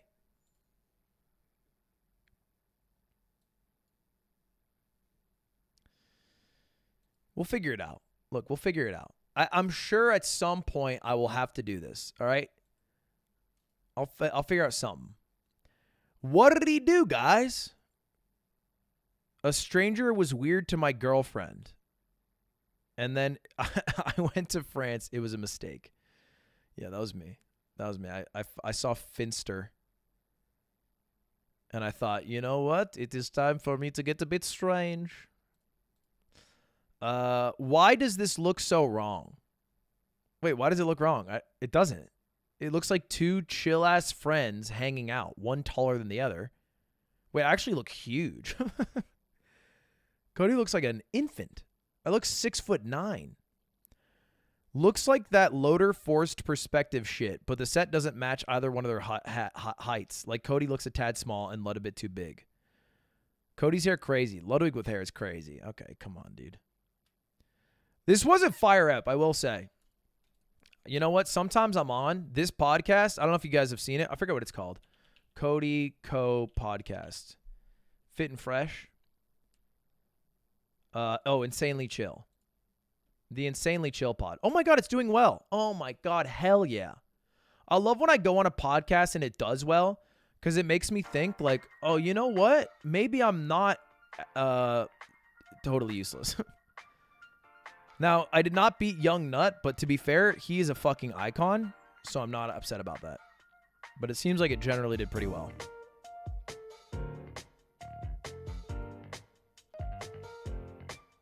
Dude, I keep telling you. Wait, did he up? Wait, I think he did. Hold up. Hold up. Didn't he make a YouTube channel?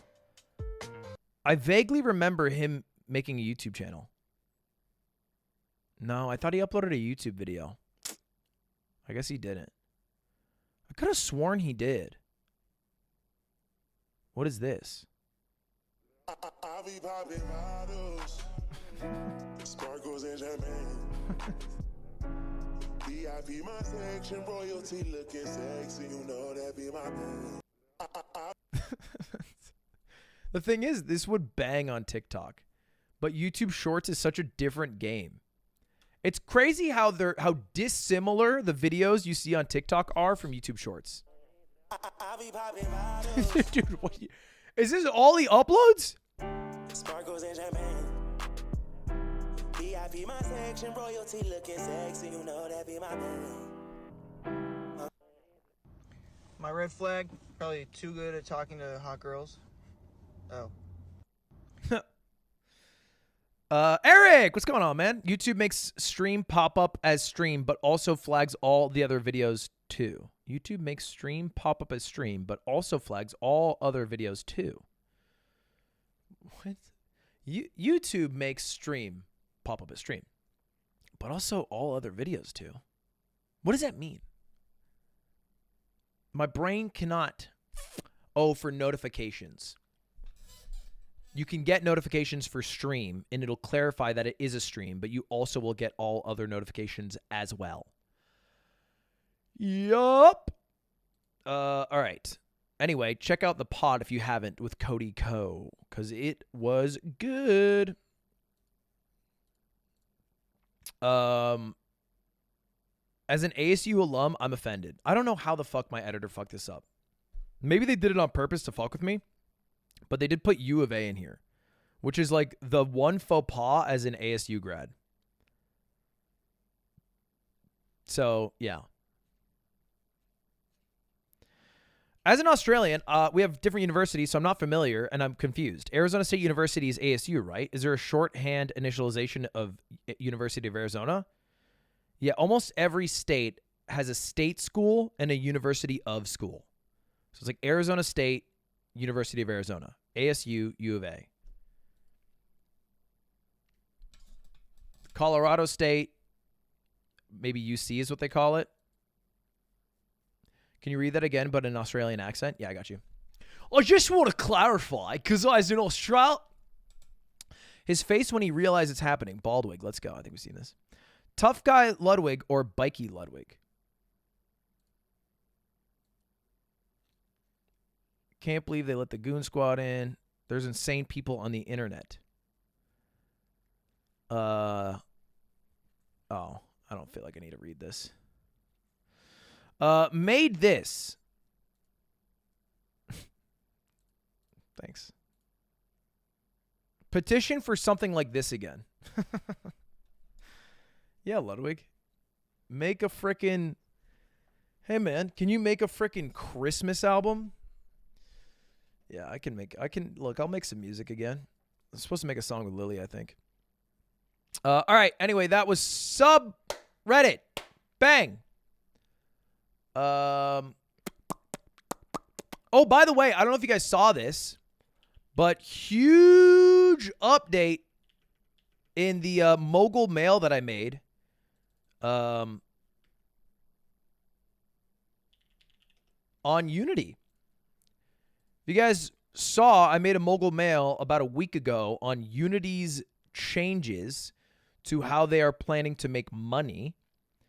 And specifically how they were adding a runtime fee to add a scalable pay.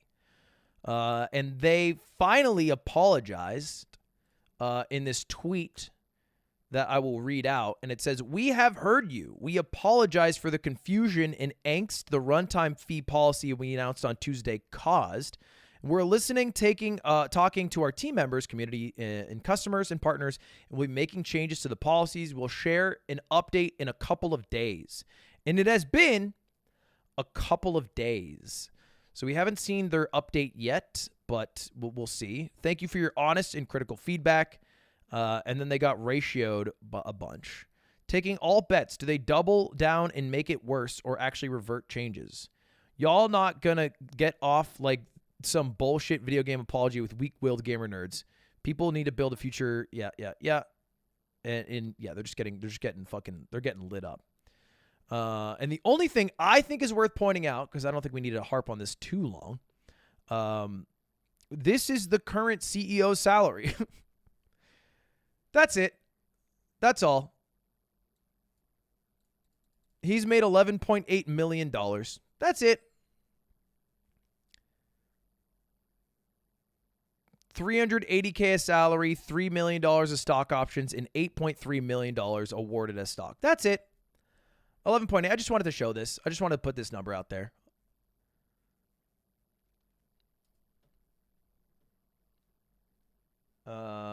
Because you know what? What we didn't think about is how we could be making more. That is true. It's just crazy how much executives make. Yet how much they're willing to tighten the margins when it's not their own margins.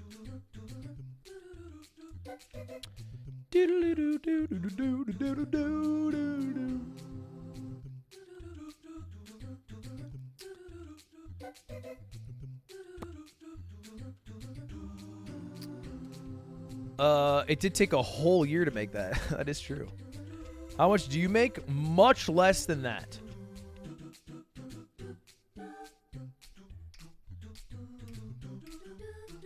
I did the math once. And I make... I think if I'm being as generous as possible, I think I make like maybe 15 to 20 times my lowest paid employee. Which is high, but not as insane as like 300x, which is very common for CEOs.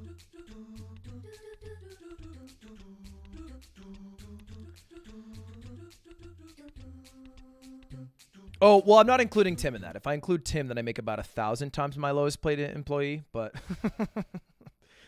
that's just because I haven't put Tim on the fast track yet, you know? I mean, for including Tim, like, it's stupid for including Tim. It's stupid.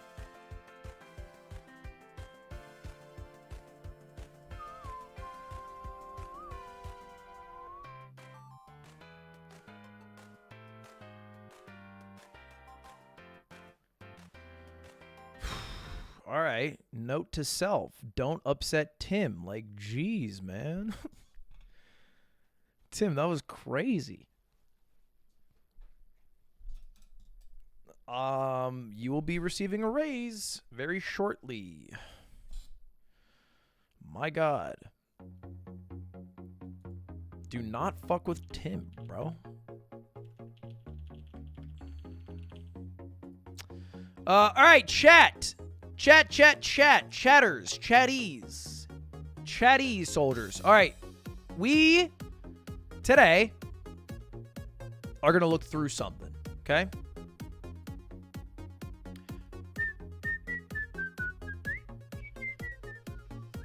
Wait, hold up.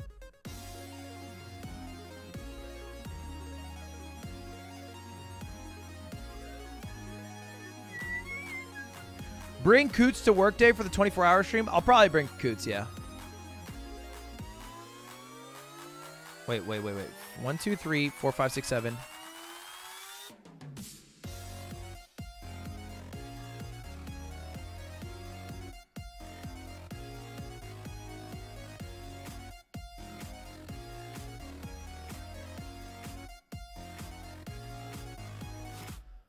All right. No jet lag today because I actually have a dinner tonight, which is in part related to the huge thing that I'm going to announce tomorrow, and I want to make sure that I go to that.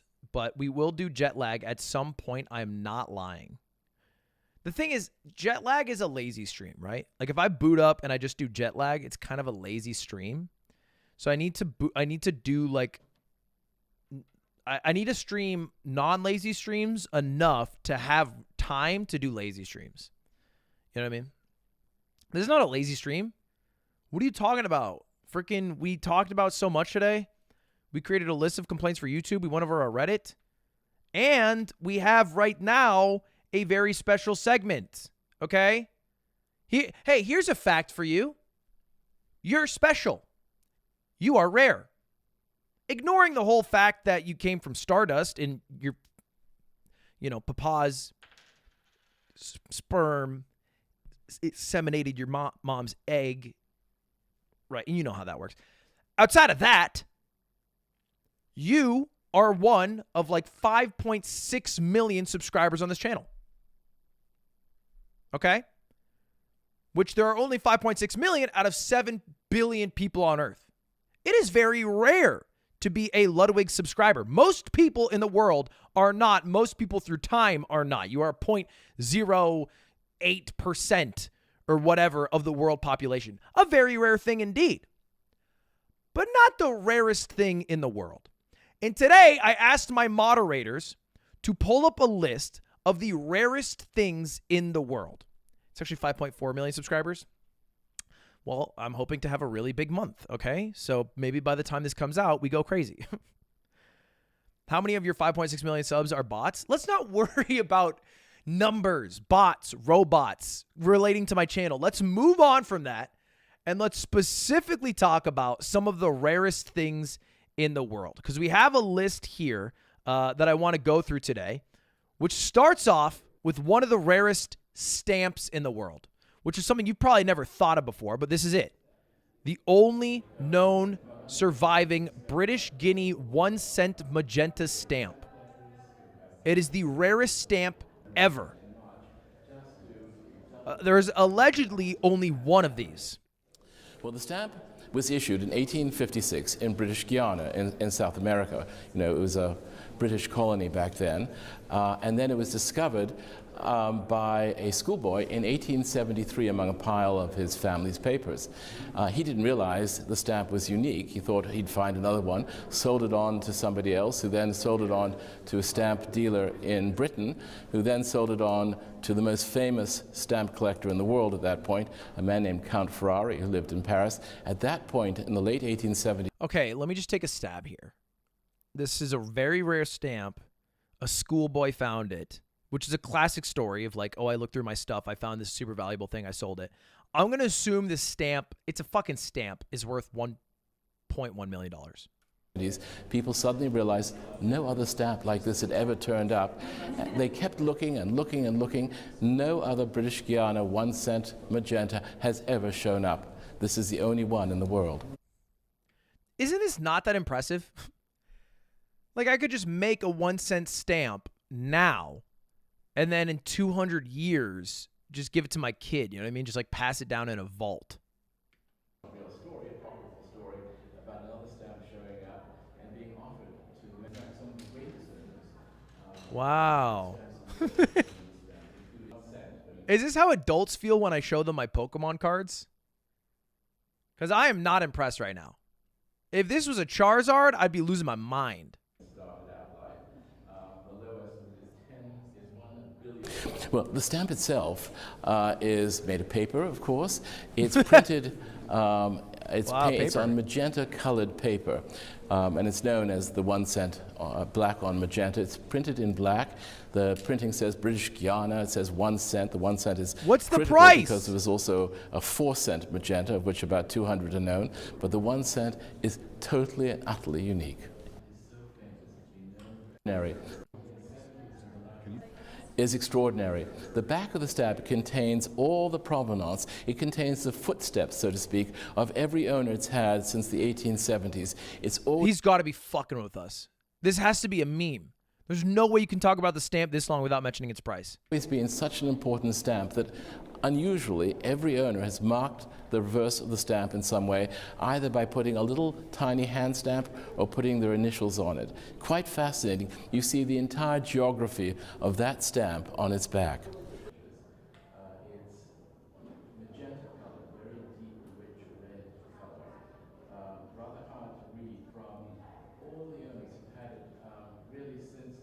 Okay, well, there it is. I don't know. We have no idea how much it's worth. Look at the... Wow. All right, let me look it up. British Guiana 1 cent stamp value. It has a whole Wikipedia page? This is longer than my Wikipedia page. What the fuck? Stanley Gibbons is a London stamp dealing company, purchased it at Sotheby's in New York for $8.3 million.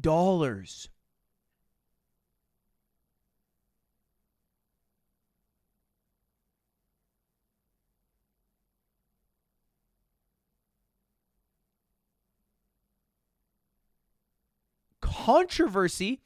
At one point, it was suggested the stamp was a doctored copy of the magenta 4-cent stamp of the same series. A 1920s rumor developed that a second copy had been discovered by Arthur Hind, who quietly purchased the supposed second copy to destroy it. The rumor has not been sustained. In 1999, a second 1-cent stamp was claimed to have been discovered in Germany. The stamp was owned by Peter Winter, who is widely known for producing many forgeries of classic phallic items. Printed as facsimiles on modern paper, the stamp was examined and found to be fake. Wow. Huge stamp drama. My next mogul mail. Well, that is very rare. A 1 of 1. But you know what's even rare? Okay, this actually blows my mind. It is about as rare to find this snake as it is to find a YouTuber with 1 million subscribers.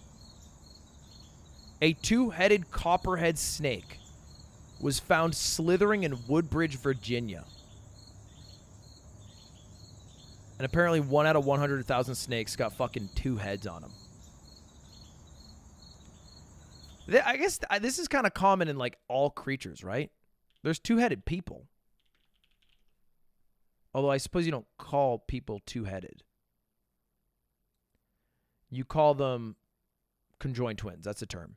Or dicephalic parapagus twins. If that term works out.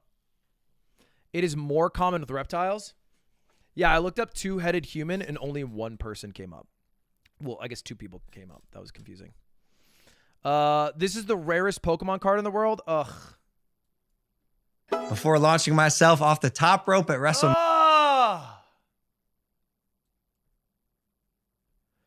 It's the one thing about Logan Paul that ticks me off, okay? He scams people, but I do share the same love of Pokemon that he does. I just don't have the same bills that he does. Designed by Atsuko Nishida, the creator of our beloved Pikachu. Today, no one knows for sure how many copies are left. But according to PSA's website, they've only graded 20 of them, which means they examined the condition. The better condition, the higher value. Of those, there's 1 4, 2 5s, 1 6, 2 7s, 5 8s, 8 9s, and only 1 perfect PSA 10. This is the rarest Pokemon card. It's the fucking Illustrator card. It's a Japanese promo card. And Logan Paul bought the only PSA 10 of that card. And apparently it cost $5.3 million. And I think he co-bought it with some other people. I don't know how much he actually owns in it. It's basically like a timeshare. And I guess everybody who co-owns it gets to keep it for like a couple months of the year. The card is basically a child of divorce.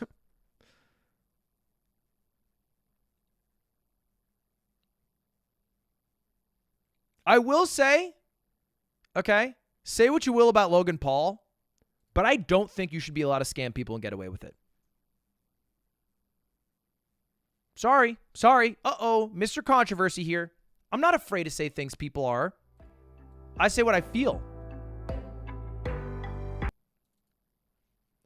This is the rarest flower bloom in the world. It takes 10 years to grow, and then it blooms in one day. What?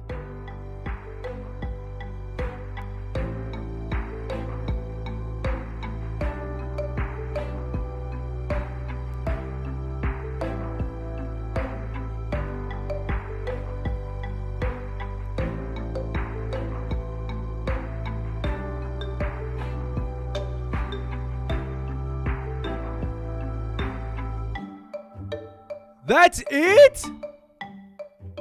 Looks like a shriveled up, you know. That's it? That was the... I thought the middle thing was going to explode into a beautiful bounty. I don't know. I thought that was going to be the most gorgeous thing ever. 10 years for that. That's tough. All right, here is the rarest Yu-Gi-Oh card in the world. One of the most historic events is unfolding right now in the Yu-Gi-Oh! Trading card game. I would flame this because it's an over-the-top YouTube short, but I am a part of this. So all I can say to you is a salute.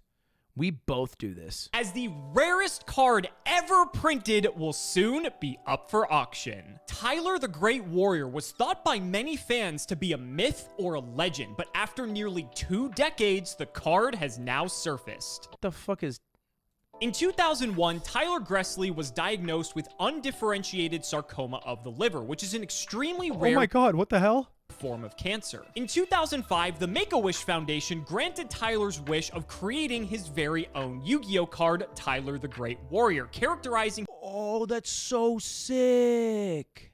...his bravery in his battle with cancer. In my documentary, we detail Tyler's harrowing battle, how Tyler the Great Warrior was created, the authentication and grading of Tyler the Great Warrior, and why Tyler wants to auction off the rarest Yu-Gi-Oh card. Oh, he's still alive. That's even better. Holy shit, I thought he died. Ever printed. Tyler the Great Warrior will be available for auction beginning April 19th. Check out my YouTube channel to watch the full documentary about Tyler the Great Warrior. One of the most... It ended up selling for $311,000. That's kind of sick. Is it a good card? This monster cannot be special summoned. When this card destroys a monster as a result of battle, send it to the graveyard. Inflict damage to your opponent's life points equal to the attack of the destroyed monster. That seems pretty good.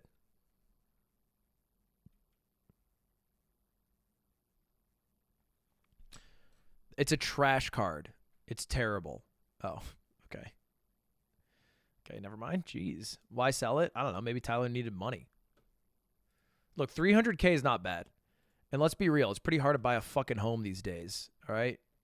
We want to talk about rare. It's being able to purchase a home before the age of 30. So I do not blame Tyler. 4-leaf clovers. Clovers can actually grow more than 4 leaves. In fact, the Guinness World Record for most leaves on a single stem is 56 leaves. I feel like 4-leaf clovers are not that fucking rare. I don't know. I feel like I see them all the time. Statistically, there's only 1 4-leaf clover in about 10,000. That seems so wrong to me. Oh, I'm not showing you guys any of this. Statistically, there's only 1 4-leaf clover in about 10,000. That seems way too rare. I feel like I see them all the damn time. But maybe it's just a 3-leaf clover that's slightly ripped. It's because of something called developmental patterning. When the leaves are forming, they start out as a series of overlapping areas that eventually turn into only 3 leaves. Researchers are trying to figure out ways to breed more types of clover that have more than 3 leaves. That's a shit job, okay? Science is dope. If your job in science is breeding 4-leaf clovers, I feel like you're being underutilized. 56-leaf clover. It's fun. Grow like a fucking leaf that cures cancer or some shit. I don't know. This is the alleged rare 56-leaf clover. Although I don't know if this one counts, but it does look crazy. It just looks like a bunch of 4-leaf clovers, to be honest. You're a streamer. You don't do anything valuable either. Yeah, I know. That's why I'm saying the scientists have to pick it up for the rest of society. I'm already a weight on us. Can't have the scientists be a weight too. All right. The odds of getting struck by lightning are 1 in 15,000. But the odds of getting struck by lightning twice? Priceless.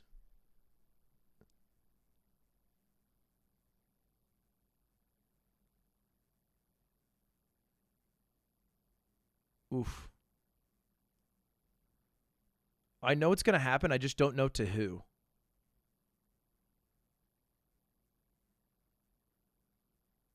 Everyone that walks by, I pucker up a little bit. Oh! What a fucking snipe. Oh, they're out cold. They're alive, right? Oh, yeah, they're moving.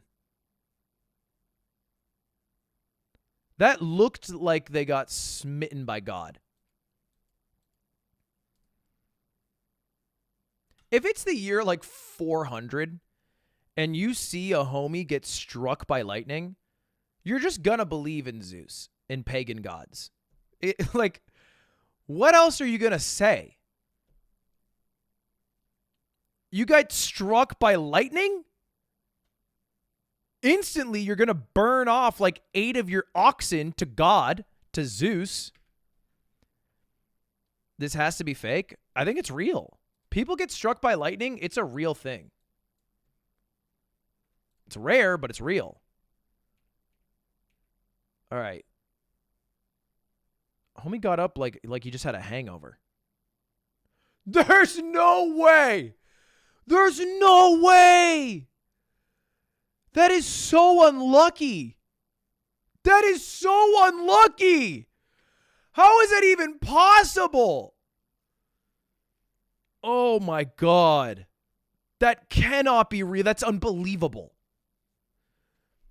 I'm so happy that it was filmed for this person.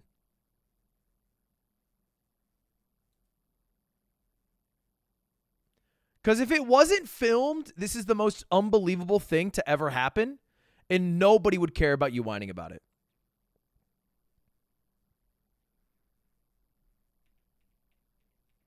It is crazy how they get up. They really just get up and keep going.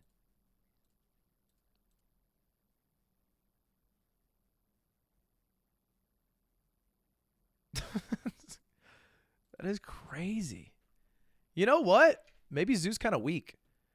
Are you likely to live a lightning strike? How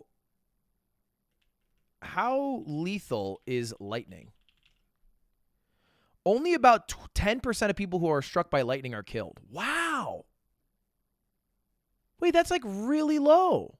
Oh, 90% are left with a disability or some injury. Okay, well, that doesn't sound great, actually. It doesn't sound great. I do feel like people used to get hit by lightning more. I don't have anything to back this up, but I just feel like cars and houses have improved a lot. We got lightning rods and shit. I feel like back in the day, that's how they came up with Zeus, is it kept happening all the time. 3 in 1,000 people get audited by the IRS. Have I paid my taxes? I have. I have. We announced it yesterday, but Slime quit his job at Beyond the Summit. He quit his job. Slime really likes working at home. I think he likes free. Okay. Yeah, good one. I did not get audited by the IRS. Oh, well, actually, I did. But it was not a big deal. It was not a big deal when I got audited by the IRS. It's totally fine. And we actually looked this up on the Yard the other day. If you look up tax fugitive now, I don't even come up.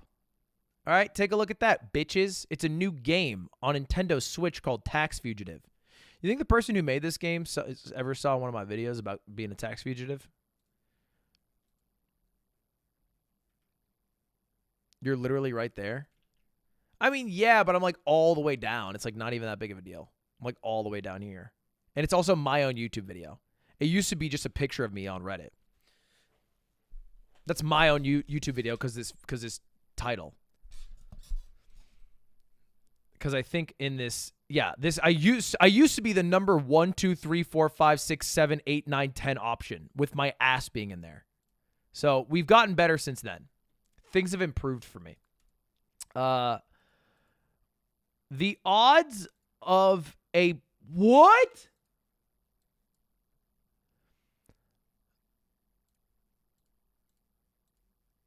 God. So you guys might know about Dream Luck in Minecraft. It is about the luckiest you can get in Minecraft, with the exception I don't got no. Wait, a pink sheep. Is that of a pink sheep. rare? Where? Right here. Now, I don't know if this shit's fucking fake or not. It's a YouTube video, so I don't trust it with my heart. But apparently the chance of getting a pink sheep is 0.000082%. Wait, it's common? Wait, mods, are you lying to me? Are you telling me the Sports Skeeta article is a lie? Oh, a pink lamb is the rare thing. A pink sheep is actually very common. A pink lamb is what's very rare. What the hell is a lamb?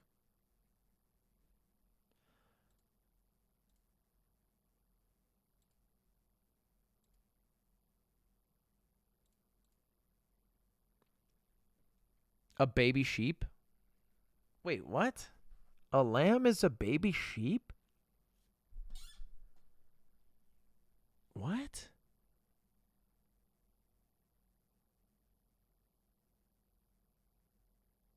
I thought a lamb was a girl goat.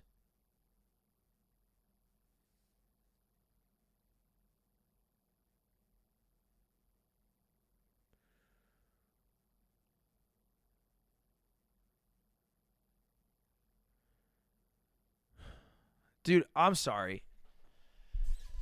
So, like, lamb, the food is just baby sheep? So we're just eating sheep? So, what? How the fuck did I not know this? Lamb or sheep? I must have known this. Domestic sheep. So what's a kid? That's a baby goat. A kid is to a goat what a lamb is to a sheep. Okay. I'm not putting this in the fucking YouTube video because this is embarrassing. But I don't know. I didn't know this. For some reason, my brain has taken this out of my mind. Okay, let's not worry about me being fucking dumb as bricks. Let's instead talk about the rarest comic book ever, which is Key Issues Action Comics 1, the first appearance of Superman. A speeding bullet, more powerful than a locomotive, able to leap tall buildings at a single bound. I'm sure you know about the history, powers, abilities, and is different. The issue opens with a brief origin. Telephone pole. See, this to me should be more valuable than the stamp. But the most valuable comic book sold for $3.25 million. I guess there's more than one comic book. There was a print run of 200,000. Wait, that's actually insane. Oh, there are estimated to be less than 100 copies left. So in like grandma's and grandpa's garages around the world probably exist this comic book if they were to just look through it. And they could easily get a couple $1 million on the table for a grade 6. Yeah, I guess it's kind of nasty.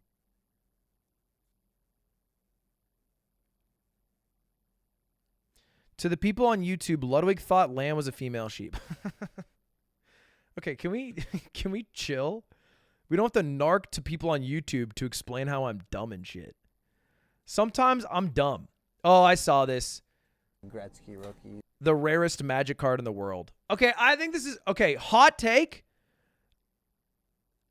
I think the rarest Magic card in the world is a little cringe. Powerful of them all, and more recently, the inspiration for a highly sought-after collector's card found by a Toronto man.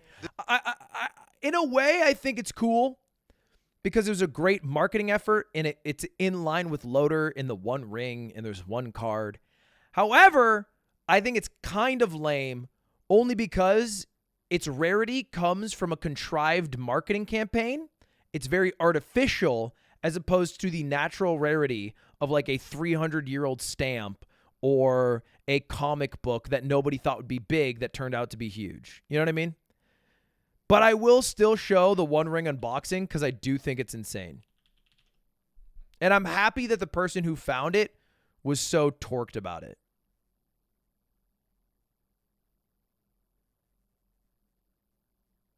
Where is the unboxing? One Ring Magic unboxing. Is this the person? Scat. Nope.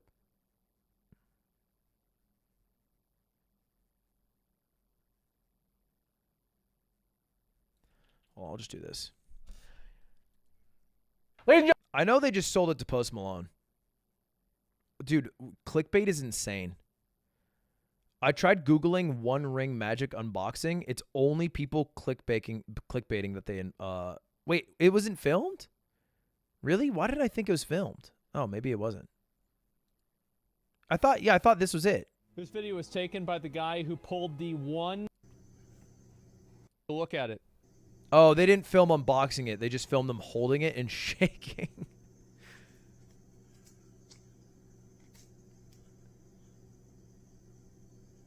And then Post Malone bought it for $2 million. Well, guys, looks like here it is. Post Malone bought the One Ring. Seems like the price was $2.6 million, but I think we all knew that this was... I guess it is kind of hype.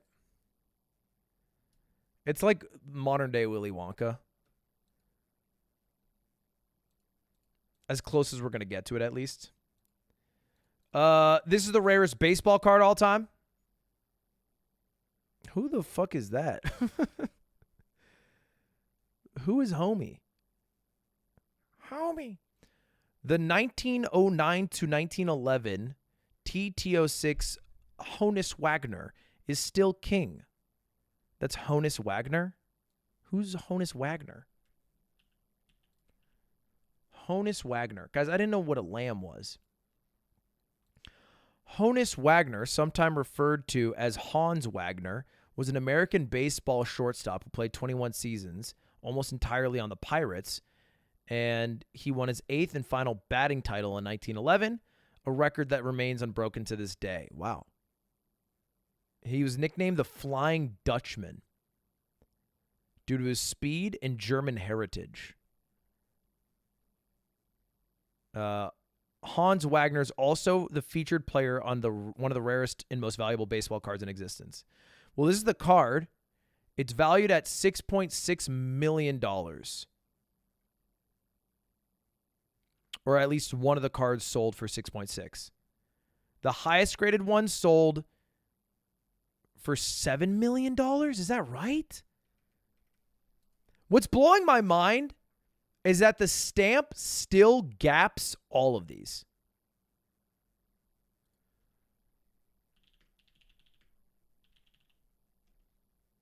Give Shohei 3 years. I don't think any card made today will ever be worth the cards that like the Mickey Mantle Topps $12.6 million card. No card made today will ever match that value because we just make so many more of them. And people are much more keen about like preserving that shit. It's a much more common hobby to have as opposed to back then where it was like, we're going to make, 100, 500, 1,000.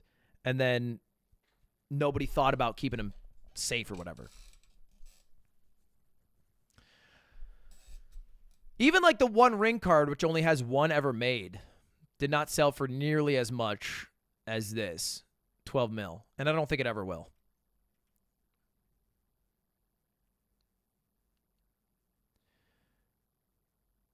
The one of one sets are $1 billion. Wait, what?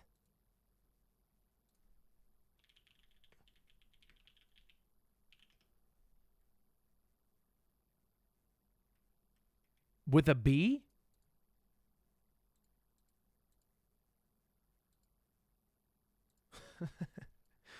All right, here's the rarest kill in Super Smash Bros. Melee. It is a Falco laser that kills off the top. That's actually insane. It's because the Falco did a laser down tilt. The laser got power shielded by Jigglypuff, which sent it at an upwards angle. The down tilt connected, and Puff was at such a high percent that it sent Puff faster than the speed of the laser. And so the Puff got hit by the laser in the blast zone, killing Puff with a laser off the top. The craziest and most rare kill.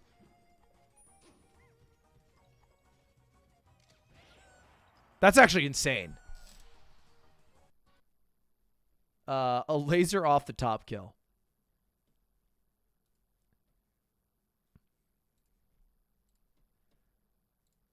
The rarest IQ. Having an IQ...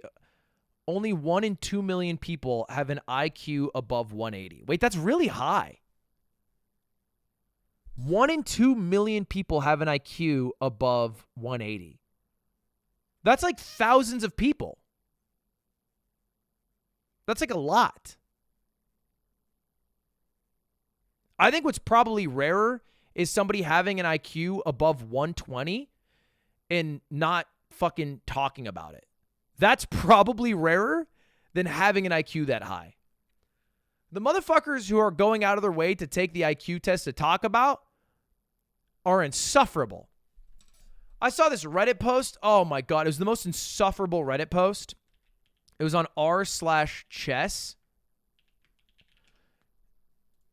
And it talked about how Hikaru must have an IQ higher than 102 because they have an IQ higher than 102. And Hikaru simply must be smarter than them because they are talented at all things. And that's the only reason why Hikaru should be so great at chess. And I thought it was so cringe. Like, I don't know. I've had the pleasure of hanging out with a bunch of chess pros. A lot of them are dumb motherfuckers. They just have brain rot.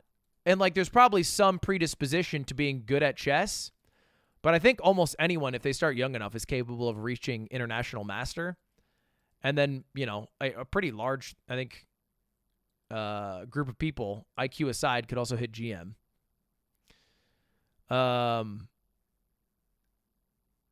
This conversation reminds me of how smart I am. Eric, everyone talks about it. To be fair, you must have a high IQ to watch Ludwig.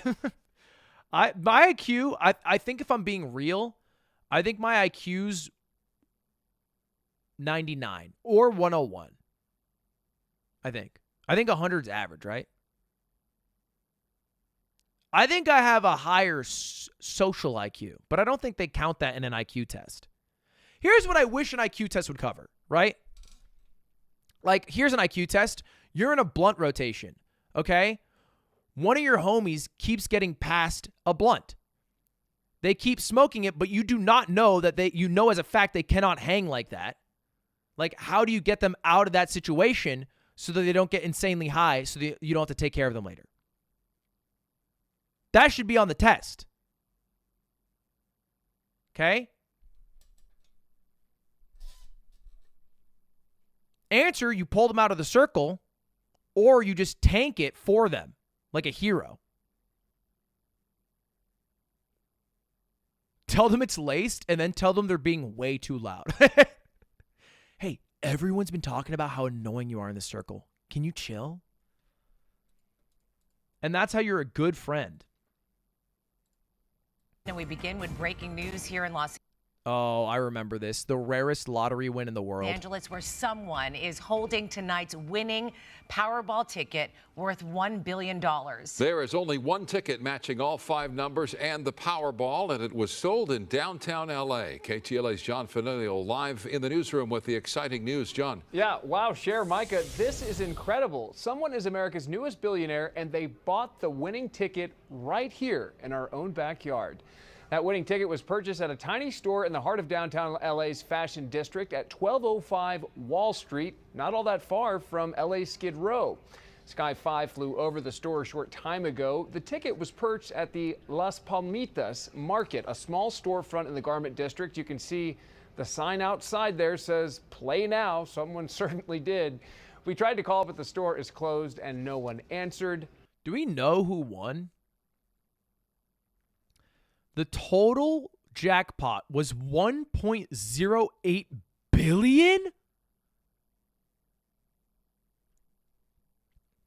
It has a cash value of 558 million. Dude, what?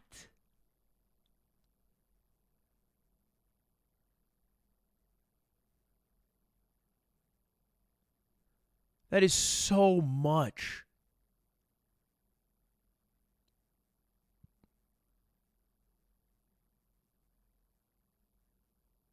My dad used to call the lottery a dumb taxes because you have zero chance of winning.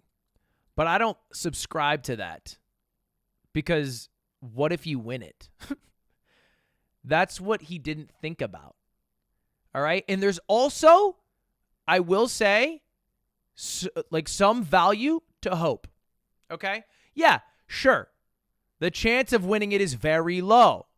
Even rarer than getting hit by lightning twice and it being recorded. It is even rarer than seeing a pink lamb in Minecraft. It's even rarer than having an IQ above 180 and getting hit by lightning.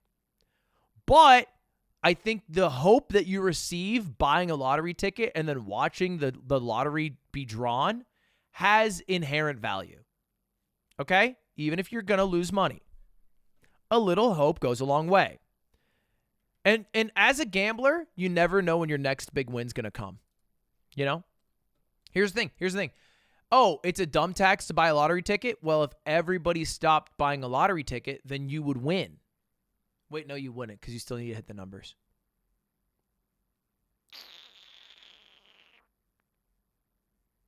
I think you should still gamble all your money. And that's all. That's my advice. Fire up this level. This is the luckiest Mario Maker. You need the highest level of luck to beat this video game. It is the rarest video game to beat. So you can see exactly what is going on and why this requires an insane amount of luck. So you'll see this is a new Super Mario Brothers style level. There are 6 Magic Koopas, 6 question mark blocks, and 3 P-switches. You're also going to notice that when Mario falls onto the coin blocks, there's a layer of spikes that instantly kills Mario. In fact, Mario has been killed several million times trying to beat this level. So here's where the luck comes into play. As I said, you can see the 6 question mark blocks. What we need to happen in order to complete this level, we need all 6 Magic Koopas to turn all 6 of those question mark blocks into coins. Now that requires an insane amount of luck as it is, but there's even more to it. So okay, these little wizard people, I say they turn the question blocks in mostly into creatures, and then if you turn it into a creature, then they walk over the note block, which sets the P-switch off, then you die. Not only do we need all 6 blocks turned into coins, we also need all 6 coins to move to the right. If any of the coins move to the left, it will land on the music note block, activate the P-switch, and thus kill Mario. That is so fucking dumb. Wait, how did they pass it? I thought every Mario Maker level had to be passed by the creator. This is where you come in. Anyone can try this. Again, it requires no skill. You might be that lucky person that helps them. AFK? I mean, even if you AFK'd, it's a 1 in 7.5 million chance. It takes at least some amount of seconds. Like even if it took 1 second per run, you'd have to be AFK for a while, right? The Mario Maker community complete and it doesn't this take level. a second. Help us out. There are people literally streaming, hooking up 4 and 5 Wii U's at one time, playing this level, trying to get... Wait, did someone ever do it? The level was beaten while I was sleeping. What?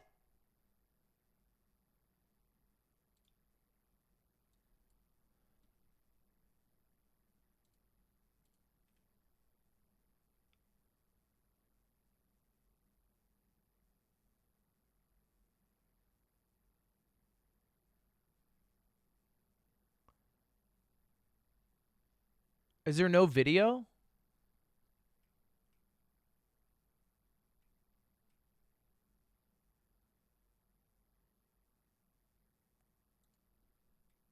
Damn, it sucks to blow all your luck beating the rarest video game in the world and not doing something cool like winning the lottery or getting struck by lightning. It feels like kind of a waste.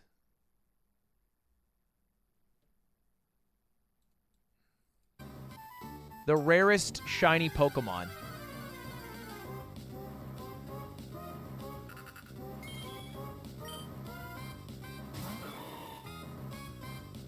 One in almost a million to get a shiny C-Dot. There was that person who recently got like a, what was it? They've been resetting for like 150 hours and they got a shiny Pokemon. I forget what it was. Shiny Pokemon hunting, I do not understand it. I don't get it. It just seems like too much. It doesn't seem fun to get. It seems like something you just check off a list. I get it if it's in the context of a larger run, like a shiny only run, because there's an objective at the end, but just a shiny is like, it's a hobby like CSGO cases. No, but that's, I mean, I guess it is gambling, right? So it's like gambling, but you can't. Oh. Okay. You know what? You have found a way to relate to me. You have related it to gambling. It's like gambling if you don't have money. Okay. All right. I'm sold. I like gambling. What the hell even is that? This is the rarest bird in the now world. Look at this. A longtime bird watcher in Pennsylvania had what he's calling a once-in-a-lifetime encounter. James Hill took these photos of a rare northern cardinal that is half male and half female. The bird's right side is red, like the male in its species, and the left is brownish-white, like a female cardinal. Scientists say the egg from which the bird developed likely had 2 sex chromosomes instead of 1. In theory, this rare cute bird or cardinal could mate with either a male or female bird. Hill said this was the most exciting find in his nearly 50 years of bird watching. Yeah. It's kind of dope that no matter what you're passionate about, you can always kind of bink it. You know, you can hit the lottery. You can hit the lottery by getting a really cool smash kill. You can hit the lottery by taking a picture of a bird that's never been seen before. You can hit the lottery by literally hitting the lottery, by getting struck by lightning twice, by beating a Mario Maker level. There's always different levels of rarity. Hey guys.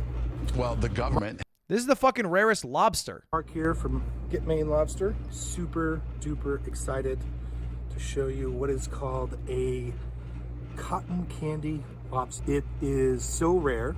There's only 1 in 100 million caught. We caught this right here in Portland, Casco Bay. Just look how beautiful. Is that right? I don't believe that. There's 1 in 100 million. How many lobsters are there? Are there even 100 million lobsters?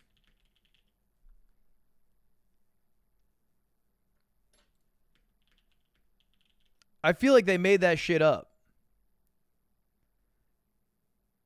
There are about 250 million American lobsters. Okay, there's a lot more lobsters than I thought there were.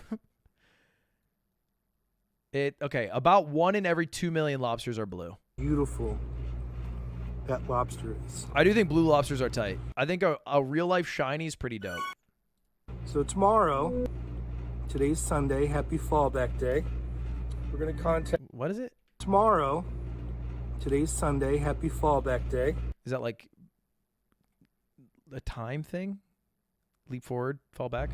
We're gonna contact some of our friends and see where you might. I doubt it tastes better, but I'm sure that if you were to eat a blue lobster, you would lie and say it tastes better. You know what I mean?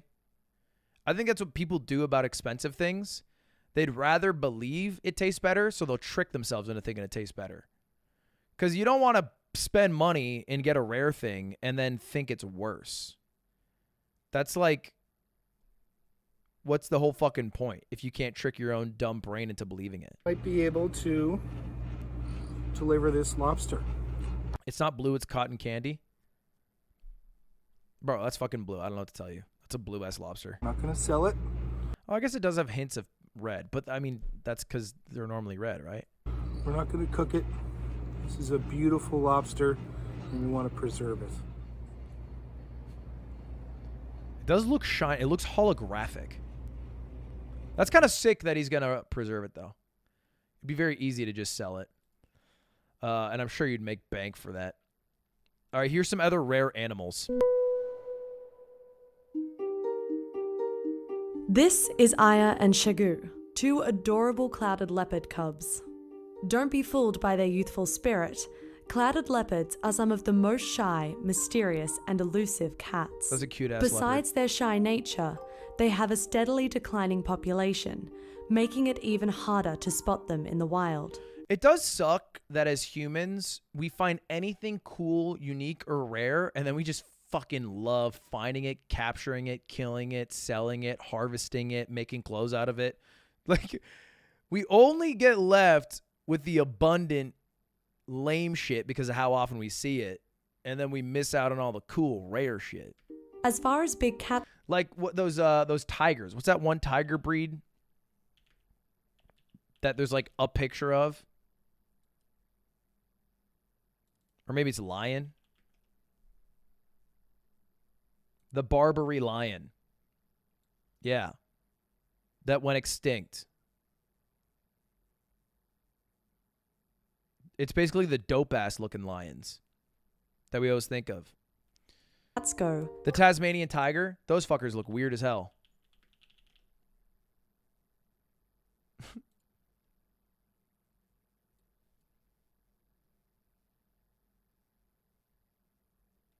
Clouded leopards are the smallest. These two little girls will top out at around 3 feet when fully grown. Native throughout Asia, they live in diverse habitats. Is the Somali Sphinx gazelle, the smallest of the gazelle species. Sadly, it is also one of the most endangered. It's always. They max out at around 2 feet and 40 pounds. Oof. Slime would sleep that gazelle one punch. There'd be one less gazelle on the planet if he was in a room with it for like 5 minutes. Their biggest feature is their nose, which can puff up to the size of a tennis ball when excited. Native to the Horn of Africa, they live in semi-desert grasslands and feed on grass, herbs, shrubs, and other plants. In the 80s, they were one of the most abundant gazelle species in parts of Ethiopia and Somalia. But today, the Ethiopian population is close to extinction, while numbers in Somalia have greatly decreased. A combination of hunting, drought, and overgrazing has decimated the population. What the hell is this dude? When a tamandua feels threatened, it will rear up on its hind legs and use its sharp, powerful claws to slash out. Sometimes it can be hard to break the ice. Tamanduas are the smaller cousin of the giant anteater. And while both species enjoy snacking on ants, It looks like an alolan anteater. tamanduas are excellent tree climbers, while their larger relatives prefer to stay firmly on the ground.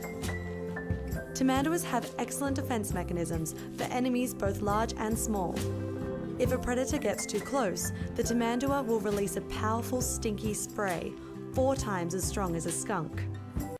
Damn, I want to smell a tamandadin's ass. And its thick, coarse fur keeps angry ants from reaching its skin when dining at an anthill. Despite these protective adaptations, the tamandua remains a threatened species in their native Central and South America. Habitat loss and hunting are both looming threats. This is the tamandua. Who's hunting this fucker? She's adorable, isn't she? She is! But don't let her adorableness deceive you. This rare kangaroo is extremely threatened. With curved claws and stocky muscular limbs, she's at home in the trees. However, her padded paws allow her to fall from up to 60 feet without injury. What the hell? Did they make, like, the slime from flubber? 60 feet is absurd. That's 6 floors. This marsupial is so It's a drop bear! Wait, they're real? rare, it can only be found in the mountainous rainforests of northeastern Papua New Guinea. It's a solitary creature that spends most of its time alone, except for when there's a baby to care for. Tree kangaroo joeys spend 18 months with their mothers before setting out on their own. Holy shit. The Australian myth was actually real the whole time. Tree kangaroos, and they can drop 60 feet no fall damage. Oil drilling and logging are destroying the Machi's habitat, and its thick, beautiful fur has made it an attractive target for native hunters. Captive breeding and local education efforts are making headway, but its future is uncertain. This is the Machi's tree kangaroo. At 10 years old, Wicket is a fully grown male. Dude, red pandas, like, they don't make sense. You know, in a dog-eat-dog world, you know, in a Darwinist world, how the fuck does this little son of a bitch make it? It makes no sense. This is an animal that should go extinct. Like, they are cute, but they look like they would get bullied. This is max size? Max? Now, I don't know if other animals have the same thing we humans have. I feel like red pandas have stuck around because humans look at them and they go, "Aww," and they think they're too cute to harm, which they're right about. But do other animals think that? Like, does a big-ass bird of prey look at this and go, "Aww," and they swoop right by it? I doubt it. If they're hungry, they're hungry. With a height of just over 2 feet, or slightly larger than your average house cat. As cute as he is, his population has decreased dramatically, with less than 10,000 left in the wild. I know as a fact it's a terrible idea, but I look at it and I think, oh, this would be a great house pet. I know it's not a great house pet. It's probably horrible. Red panda in name, it is not closely related to the giant panda, but actually closer to the raccoon family. He loves to eat bamboo, but won't turn down the occasional bird, insect, or mammal for a snack. Native to the eastern Himalayas and southwestern China, red pandas live in trees and are nimble, agile climbers. Their reddish-brown fur and bushy tails camouflage them in their habitat from predators like snow leopards. Besides other animals, humans pose a major threat, poaching and hunting them for their fur. The forests that they live in are shrinking fast, and estimates say that their population has been cut in half in the last 20 years. This is the red panda. They spoke nothing about their ability to defend themselves. With her short, thick spine, What is this? Madagascar home, and unfortunately, home is disappearing. Oh, it's a Black lemur. and white ruffed lemurs grow up to 4 feet and close to 10 pounds, making them one of the larger lemur species. Besides making for a curious look, their extra thick fur helps protect them from rainfall, as water just runs off it. They are an Zabumafu. all-female dominant social group. Is that the person's name in Madagascar? I don't remember it. And live mostly high in the trees, where they search for fruit to eat. While they don't have many natural predators, accelerated habit. It's a show? Zabumafu.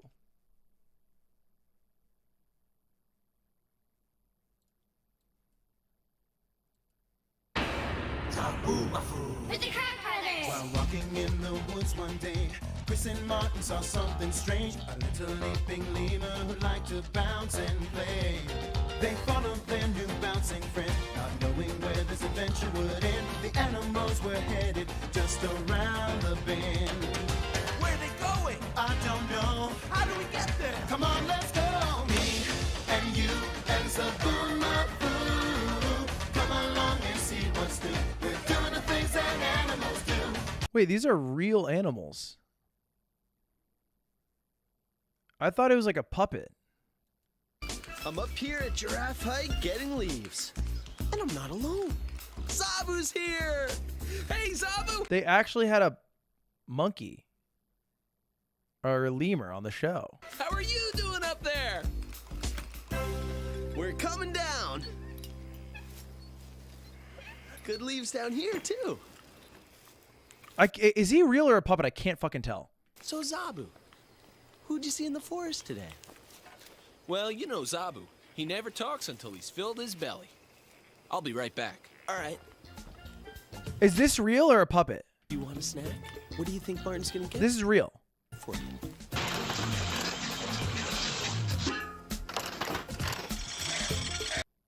See? Okay. All right, that clears things up a lot. 2, 3, 4. Hey! Oh, there you Okay, when the lemur starts counting its fingertips and speaks fluent English, that's the puppet version. Okay. I just wasn't sure. You know, I didn't know how fluent. Is there a gas leak in your room today? Look, the Celsius makes my brain all dumb. And in conclusion, the final rarest thing that will never, ever, ever be repeated, not in our lifetime, not in any future lifetime. The only thing that I think will last until the end of humanity is when the Buffalo Bills went to 4 straight Super Bowls, losing every single one back to back to back to back. On the very first play in the Georgia Dome, the Cowboys ran the opening kickoff back 50 yards, leading to a field I goal. truly think football as a sport will be destroyed. It will be gone because of the effects of the sport before any team is able to come close to this legacy record. First play of the fourth quarter, intercepting Buffalo's Jim Kelly for the first time in 100. Perhaps if Jim Kelly did not get intercepted in the Super Bowl, we wouldn't be talking about it, but then they wouldn't have that record for life. So go Bills. All right. Oh my God. Wait. Dude, it's me.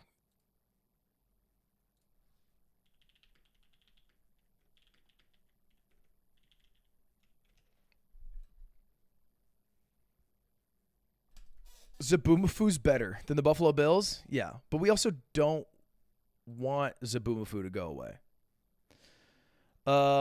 Ba-da-ba-ba-ba-da-ba.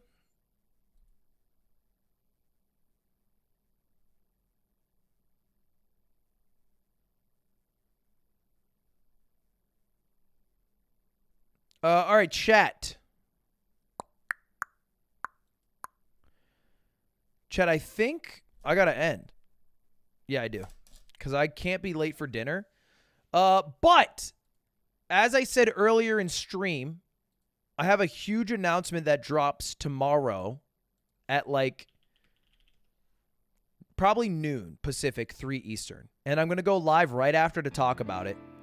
It's going to be a video on Mogul Mail. I'm going to talk about it on my stream here. It's going to be a big-ass deal. It's not chess boxing. It's not something you guys know about. But I do think it's very cool. I think it's very cool. So anyway, that'll be tomorrow. Thank you for watching today. I'll stay live after tomorrow. I got to figure out what I'm going to do. But that's my game plan. Also, Crocs gave me a bunch of gibbets. Custom Ludwig gibbets. They gave me like a bunch of Coots ones and then Ludwig 7 gibbets, which I think is fucking dope. And I'm supposed to give them away to you guys. So I got to figure out how to give them away. I'll probably give them away in a YouTube video. I'll figure it out. But that is worth noting. I haven't mentioned this yet, and I think it's very cool. So if y'all want some Crocs gibbets, an official Ludwig 7 or Coots Crocs gibbet, then it will probably be given away in my next YouTube video.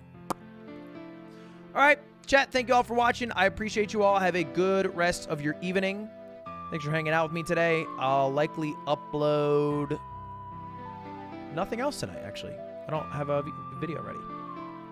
But yeah, Mogul Mail tomorrow. See you guys tomorrow at like 1-ish, probably. Peace! Ooh, I gotta pee so bad.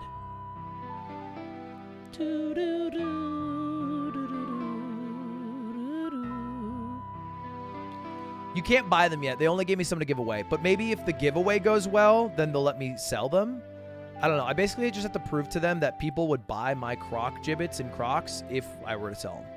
So that's how it starts. Ooh, we could raid somebody. May Flap.